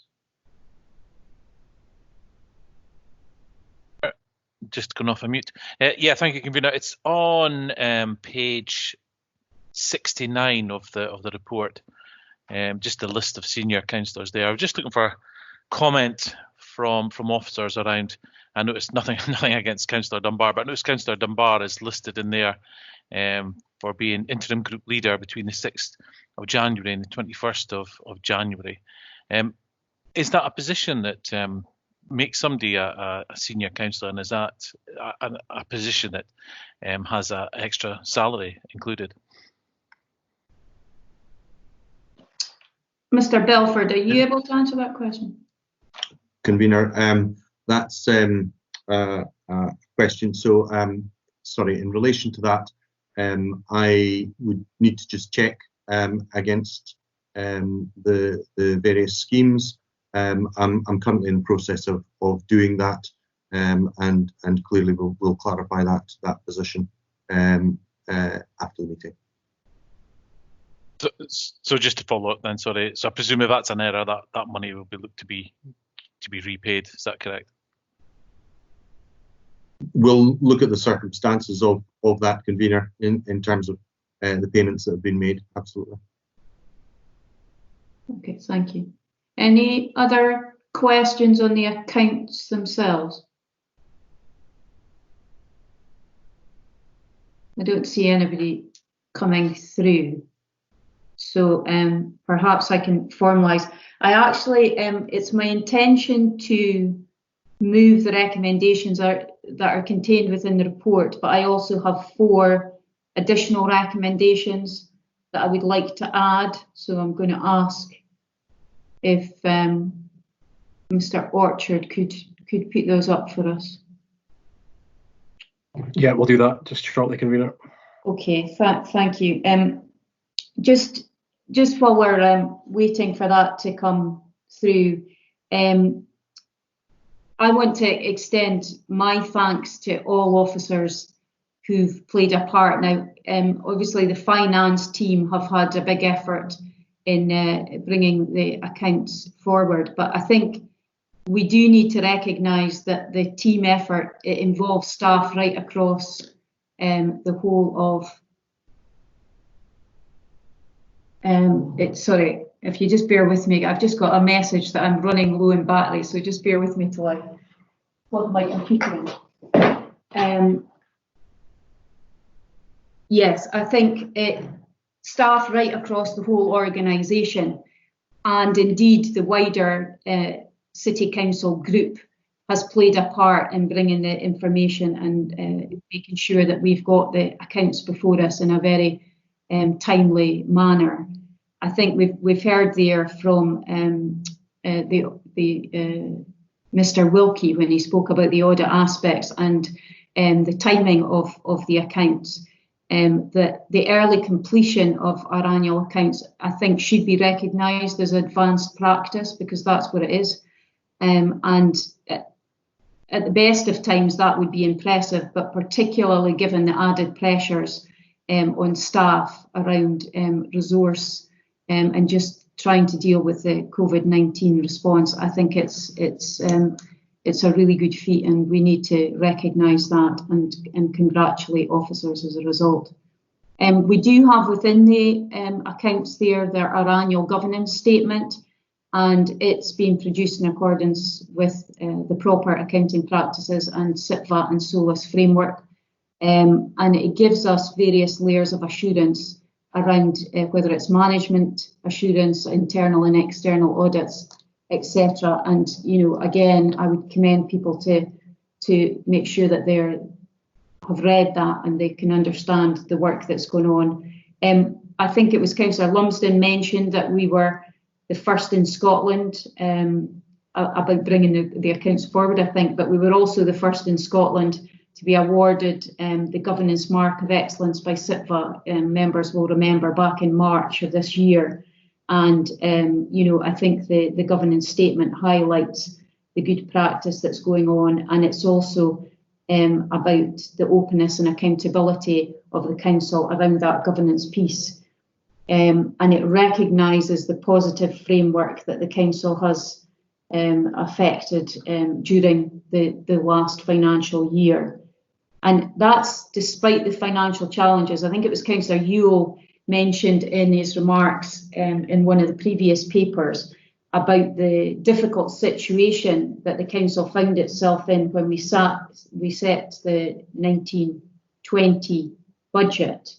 And, £41 million of savings had to be achieved as a result of the underfunding of the Council.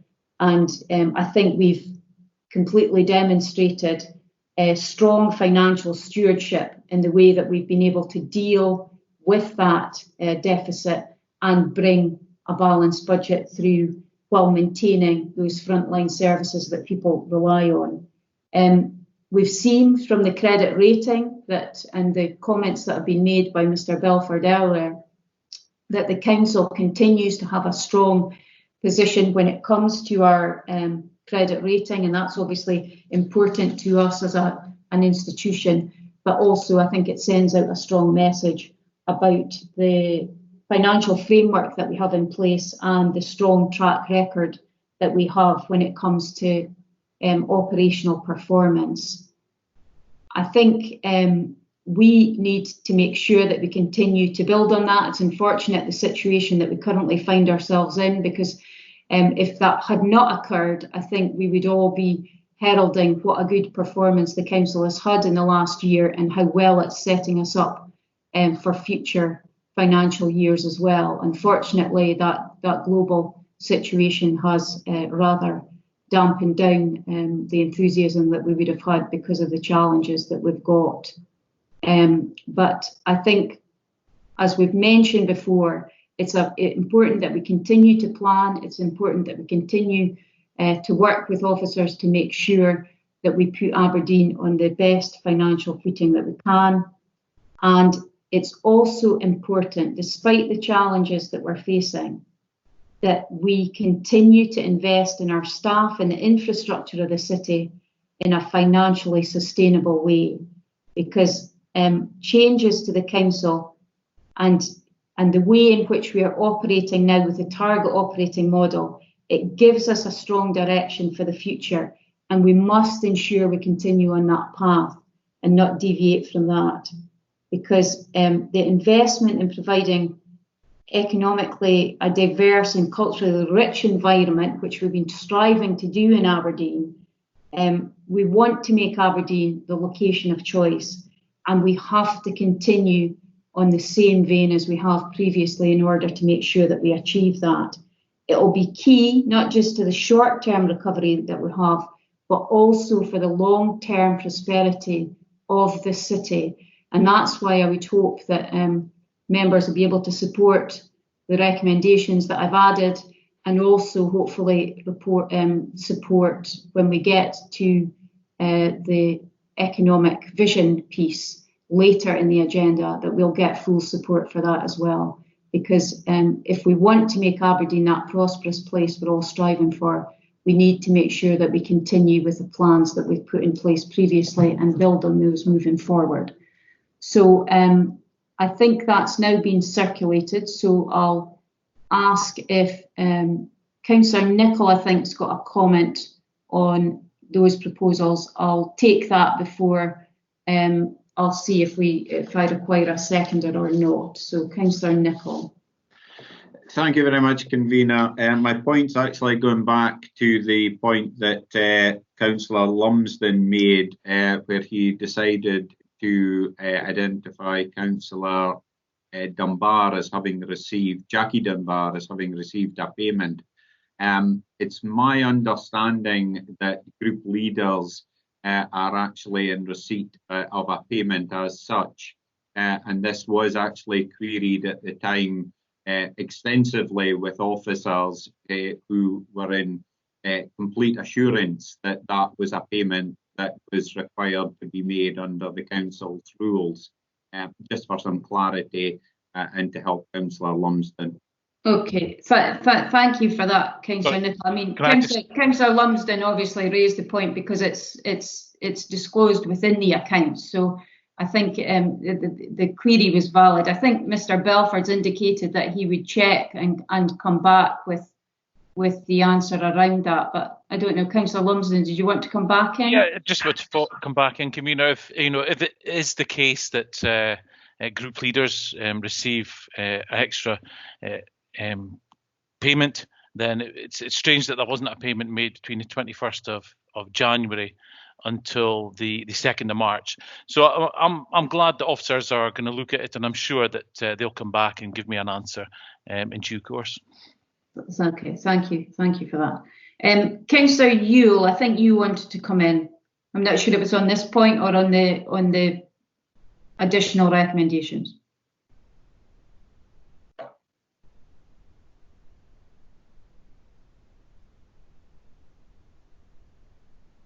Councillor Yule, are you with us? I think so. Yeah. Sorry for that. I was saying I was quite content with what you're proposing by way of addendums to the recommendations. No problem with that. I am feeling slightly uncomfortable that we're discussing the personal financial situation in relation to one member, although it clearly does need to be clarified. Okay, thank you for that. As I've mentioned, it's obviously contained within the public papers. So I would like to speak, Councillor Lang. Yes, I'll bring in Councillor Bolton. I can certainly disclose that I certainly never received a payment for being a group leader, if that's of any help in doing the checking when I was in either opposition or administration. So it'll be interesting to know. Okay, I think that's helpful, and but I think we've obviously heard from Mr. Belford that he would look into the situation, and I think it's probably right and proper that we allow that to happen now, and I'm sure that will be reported back, and they will make sure that you know, if a payment has been given or whatever, it's been done correctly, and if not, they'll take appropriate action. Okay, so are we happy to agree the recommendations with the 4 additions I have indicated and which have been circulated to members? Are we happy to approve that, or do we have any amendment? Agreed. Agreed. Okay, that's great, thank you. Okay, that now takes us to item 8 on the agenda, which is actually the internal audit plan. Do we have any questions in relation to the internal audit plan? I don't see anybody indicating. So, oh yes, Councillor Yule, do you want to come in? Thanks, convener. I've switched my mic on this time. I'm just happy to say I'm happy with the approach that's been taken here. It is sensible in reflecting the circumstances that the council now faces. I have one suggestion in terms of the recommendations at 2.2. I think it would be helpful if, in addition to the consultation with the cluster management, the convener and vice convener of the Audit, Risk and Scrutiny Committee could also be consulted. Okay.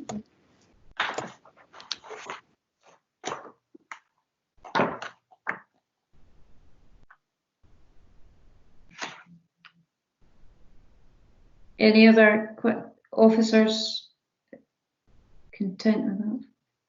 Have we got any other queries or comments? Are we?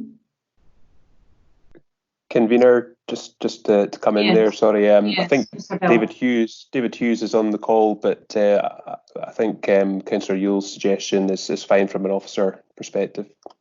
Okay. That would is it normally the case that would happen, or is it have we got something different here? That Excuse me, convener. It's David Hughes from Internal Audit. Sir Hughes. Firstly, apologies. I've been unable to enable my video, so I can't put that on at the moment. Not normally, where there's changes to the internal audit plan, which is generally 1 or 2 audits during the year, they would be notified to the Audit, Risk and Scrutiny Committee. We clearly find ourselves in different times at the moment. We were trying to be pragmatic in relation to effectively recasting the internal audit plan by having some audits put into a reserve list. But I'm clearly happy to consult with the convener and vice convener of the Audit, Risk and Scrutiny Committee in relation to progressing audits from the reserve list. Okay, thank you. On that basis, then I'm content to accept that. So on that, can we agree recommendations that we have before us? Agreed. Agreed. Okay. Agreed with that addendum. Okay. And I take it Councillor Nichols happy as well. Okay, that's fine. Let's move on then. That takes us on to agenda item 9, which is the Net Zero Vision and Infrastructure Plan. Can I open this up for questions?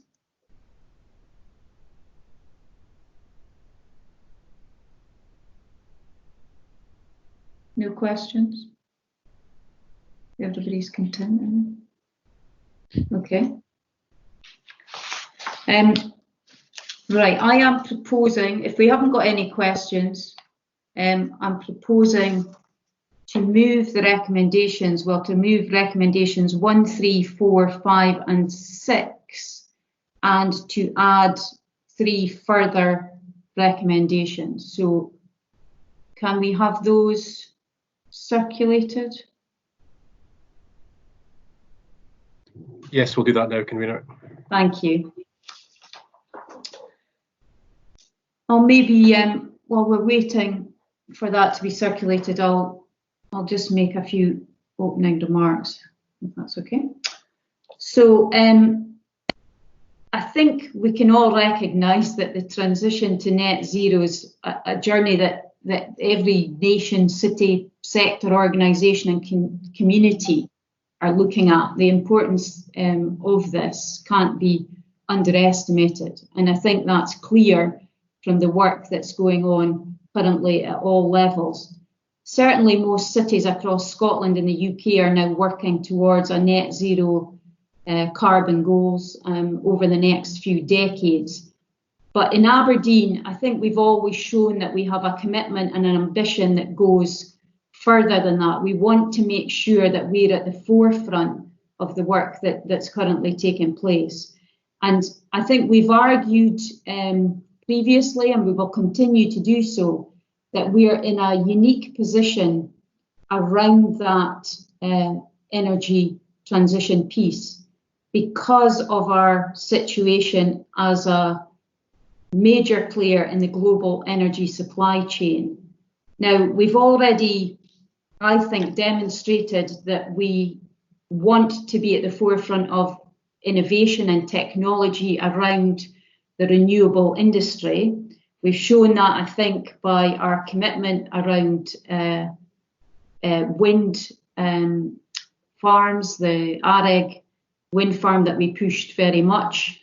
We've shown it with our hydrogen agenda and the investment that we've made around our hydrogen bus fleet and indeed the hydrogen stations that we have within the city and what we've done at the new TECA development. And we want to make sure that we are at the forefront of what is coming next. But that will involve us working in partnership with business, with academia, right across the city in order to make sure that we are putting the case for Aberdeen to be at the forefront of that with government. And you can see from the additional recommendations that I'm moving today, we want to make sure that we are taking that right to the heart of government, both at a UK and Scottish level.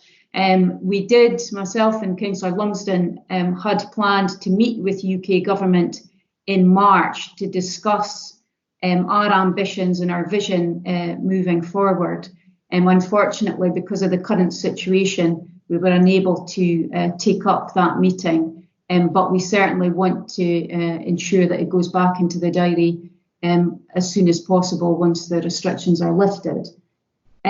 It's clear from what's coming out of Scottish Government that they want to make sure that they're playing a full part in this as well, and so we want to be at the heart of that, and that's the reason that we're obviously seeking meeting with the First Minister and indeed Scottish National Investment Bank, if necessary as well, around this piece, so we can go there and we can make the strongest possible case for Aberdeen. I think when we look at the current situation and the drop in the oil price, I think we've argued for a long time that the oil and gas sector will be at the heart of that energy transition piece. We need to make sure that we're bringing them along. We've, for a number of years, built up great expertise, technical knowledge, the skills base around oil and gas. And I think all observers tell us that that is transferable skills that can be moved quite easily into that renewable sector. And we want to make sure that we're doing that along with bringing on the other technology that we've mentioned. Now, people will be aware that the policy panel report at the end of last year clearly indicated that we needed to take steps to move forward on a number of areas around energy transition and the move to net zero. And as the report clearly indicated that that had to be done at pace. So on the back of that, we called for the drawing up of the vision and the strategic infrastructure plan that we've got before us today. It's responding to the immediate and specific challenges that are facing us now, but it's also providing us a framework for the delivery of that energy transition infrastructure in the years ahead, and that's the really important aspect to it. We've seen just in the last few days reports coming out of Edinburgh University, or input from them around when the government is looking to reinvest and get us out of this current economic crisis that we're in, they should be doing that around green energy and the green agenda. And that's why it's very timely that we have both the vision and the strategic infrastructure plan ready now to move ahead with. And I would hope that we can get agreement today to move on that and to make sure that we're promoting that. It's also important, I believe, that the council shows that we're at the forefront of this and we're driving the vision forward. And that's why the governance framework we're proposing today, that I will be at the forefront of the leadership of that. And we're asking the chief executive to come back with the details of what that will look like, and that will be reported back to the June committee. I think we've already got very strong partnership working in the city. With the city region deal was very much a collaborative effort between public and private sectors, and that's reflected, I think, in the work that we'll need with this vision moving forward as well. And so that's why I would hope that members can support that today. I noticed, before I go on to see if I require a seconder, I noticed Councillor Yule has asked to speak around a question, so I'll bring him in first and then we'll see how we need to go forward and whether we've got any debate. So Councillor Yule. Oh, thanks, convener. It's just a practical point. You, in your remarks in relation to point 3, you said that you would hope a meeting could be arranged with the Chancellor of the Duchy of Lancaster once restrictions are lifted, which would, I presume, means you intend to wait until you're able to travel to London. Would there not be merit in seeking a meeting now? Yeah. I mean, we're face to face today, or as close as we get to face these days, and it could be long enough before it's either safe or sensible to want to get on a plane and travel to London. And never mind, no, I'm not going to say that. Okay. Yeah. I would agree. I'm conscious that I said that in my remarks. But yes, I think we would be, if we can get agreement today, we'll be looking to make sure that we can arrange meetings as soon as possible. Sometimes, I think when we have the meetings, we want to make sure we're putting up the strongest case that we can. Sometimes that can be difficult when you're doing it virtually, but I think it's important that we get that meetings arranged as quickly as possible, so that we can make sure that Aberdeen's at the forefront of any plans that government may have around this piece. So yes, I take on board that we will look at all channels that we can in order to set those meetings up. Thank you very much, Convener. I think the earlier you can make the case, the better. Yeah, I agree. Okay, do we have any division on this, or are people happy to accept the recommendations along with the 3 that I've added? Can we accept those? Agreed. Agreed. Councillor Yule, Councillor Nicholl, are you happy to? Agreed. Yeah. Councillor Nicholl? Agreed. Yeah. Okay, thank you very much for that. And that we'll move on then to item 10, which is the Council Energy and Climate Plan route map. The previous paper was obviously in relation to the vision for the city moving forward. This report, an incredibly important piece of work, but focusing more on our organisational aspects around that energy and climate piece, what we are doing as far as our own operations and assets are concerned. I think we have Alison Leslie with us who can answer any questions around this. So do we have any questions on paper 10?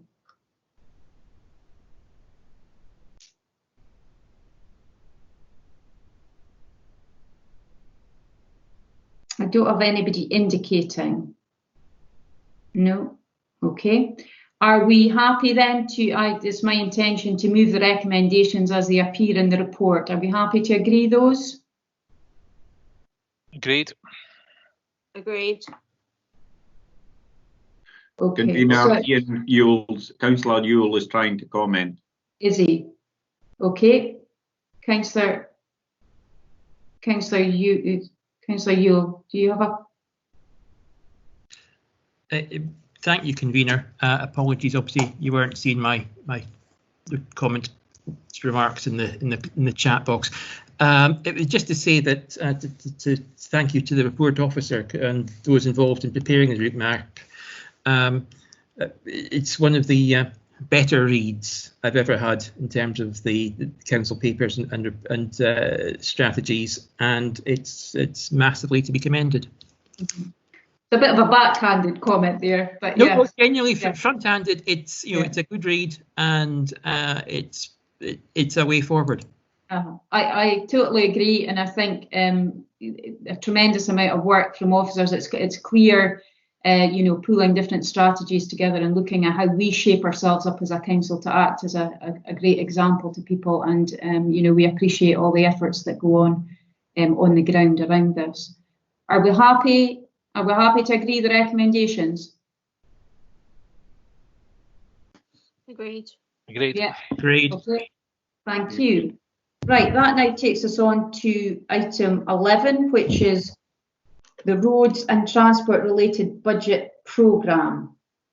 I think we've got Mr. Ritchie here if anybody has any questions. Questions, members?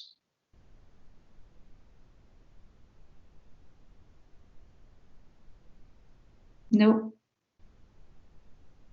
Oh, yes, Councillor Ewell.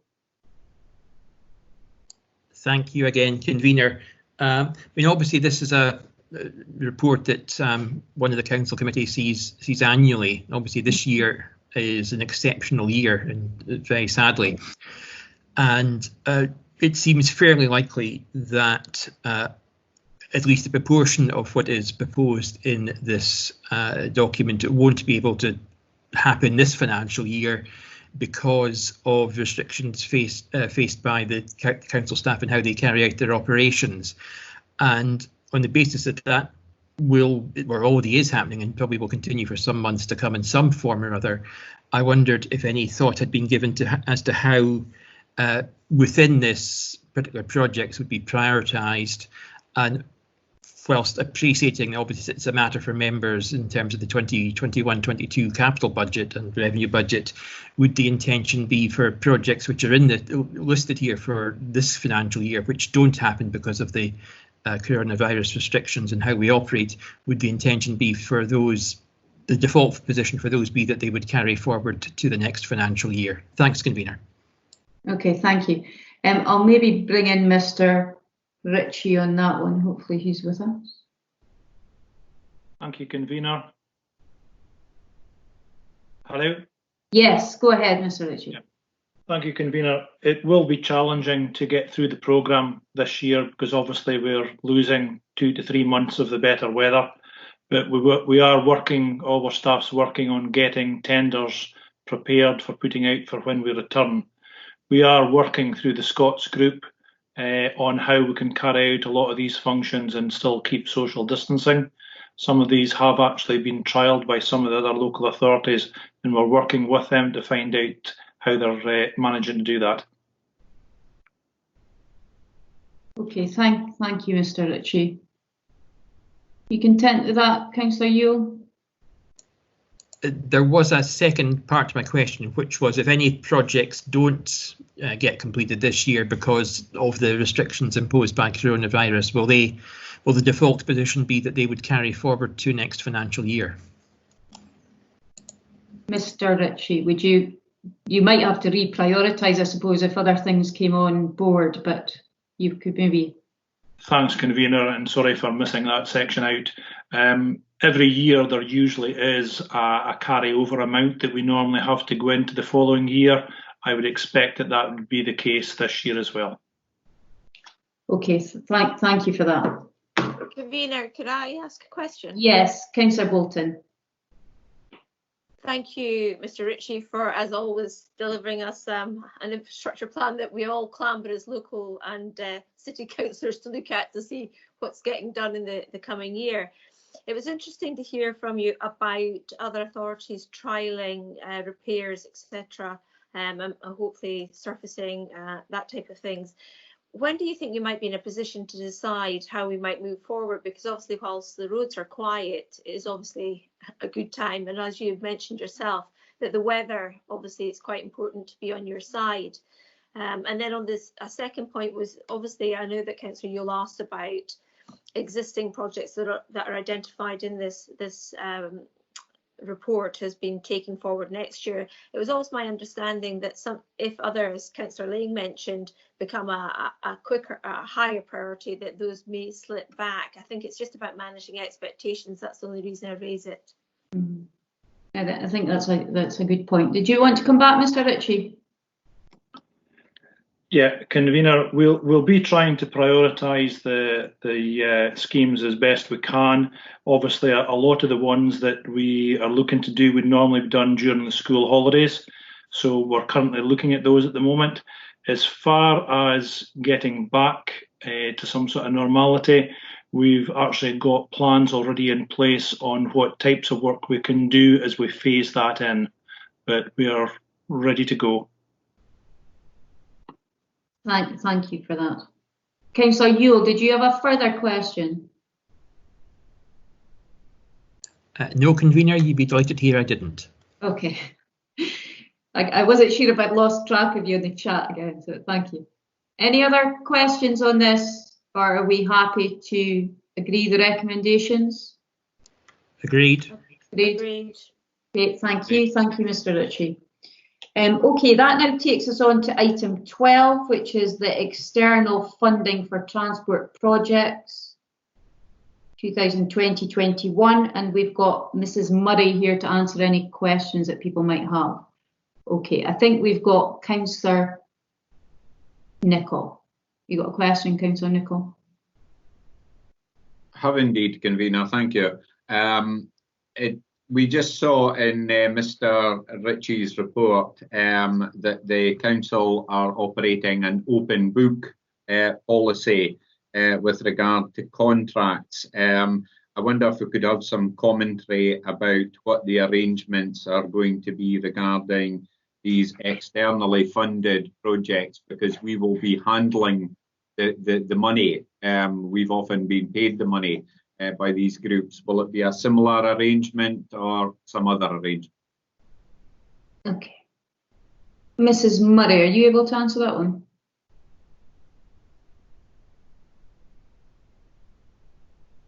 Thank you, convener.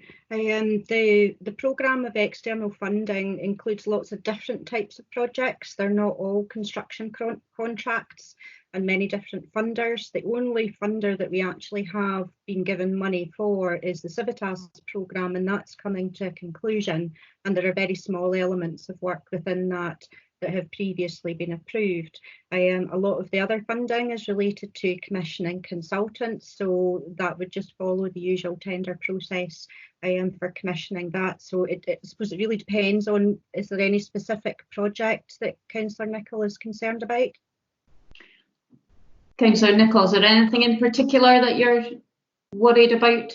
No, I think we've heard from colleagues in finance and obviously from Mr. Ritchie, you know, and the reports have clearly highlighted the importance of funding businesses going forward. And obviously, you know, we have an important role to play in these projects being delivered for the people of Aberdeen.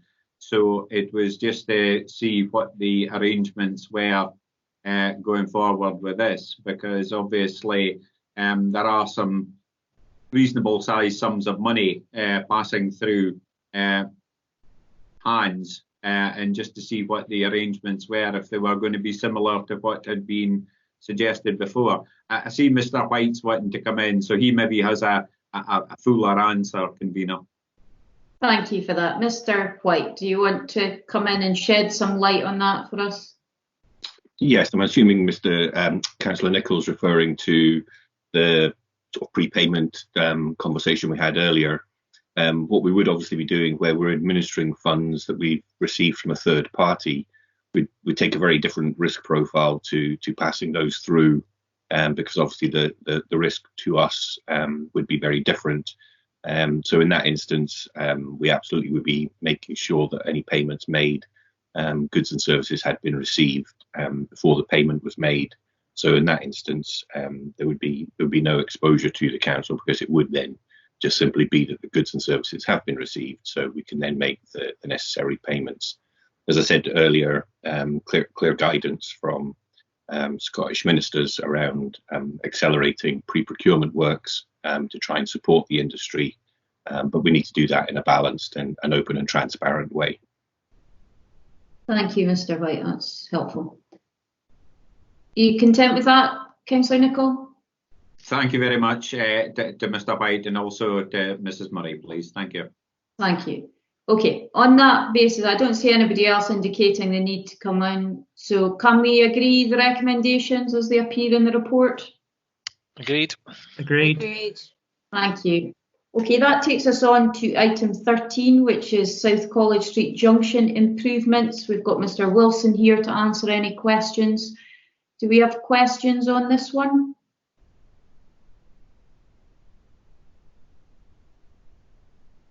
Yes, Councillor Nicholl.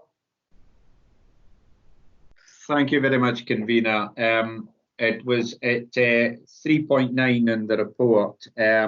The officers point that it's unlikely that voluntary agreements can be reached. I wonder if we could just be given a little bit of clarity. Is this because we don't know who owns the site, or what is? It's a very strange shaped site, particularly the one at Milburn Street. What was it, and is it simply a case of somebody doesn't wish to give up the ownership? Mr. Wilson, are you with us and able to answer, or Mr. White, are you going to answer that one? I can give a quick response to that. Yeah, I mean, it's fundamentally, we know who the sites belong to. It's just that the person that owns the site, whilst they were in discussions with us, have now left the table. So the CPO allows us to try and have that conversation to get them back to the table. What I would advise is that now that they're aware that this report is up before the committee today, they've agreed to meet us tomorrow. So the report has really already served the purpose for which we wanted the report in front of the committee. Thank you. That's helpful to shed a bit of light in there. Are you happy with that, Councillor Nicholl, or do you require some further information?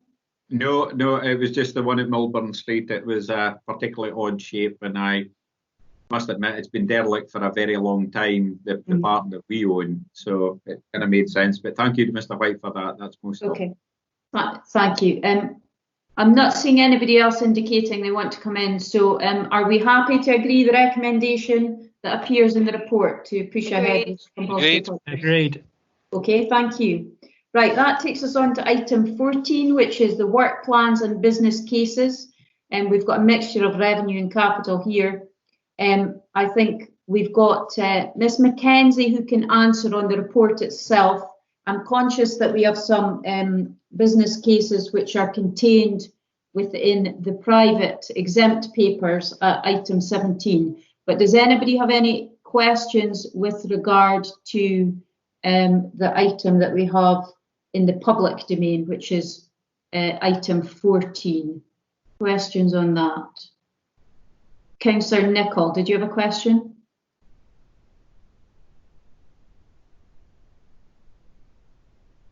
Sorry, no, convener. I didn't. I think you're reading my I'm last still one. reading the last one, am I? Yeah. Okay. Okay. Any questions on the report that we have before us at 14?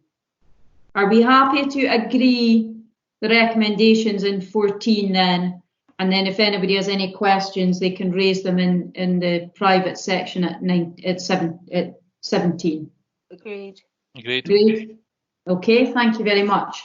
Okay, folks, I think that now that ends the public session. We've got through everything that's in the public session. So I'm confirming that the meeting has now concluded and that the recording will now stop, because you'll be aware that we only record the public section. Thank you for your interest in the business, and members of the committee will now go on to consider exempt and confidential business.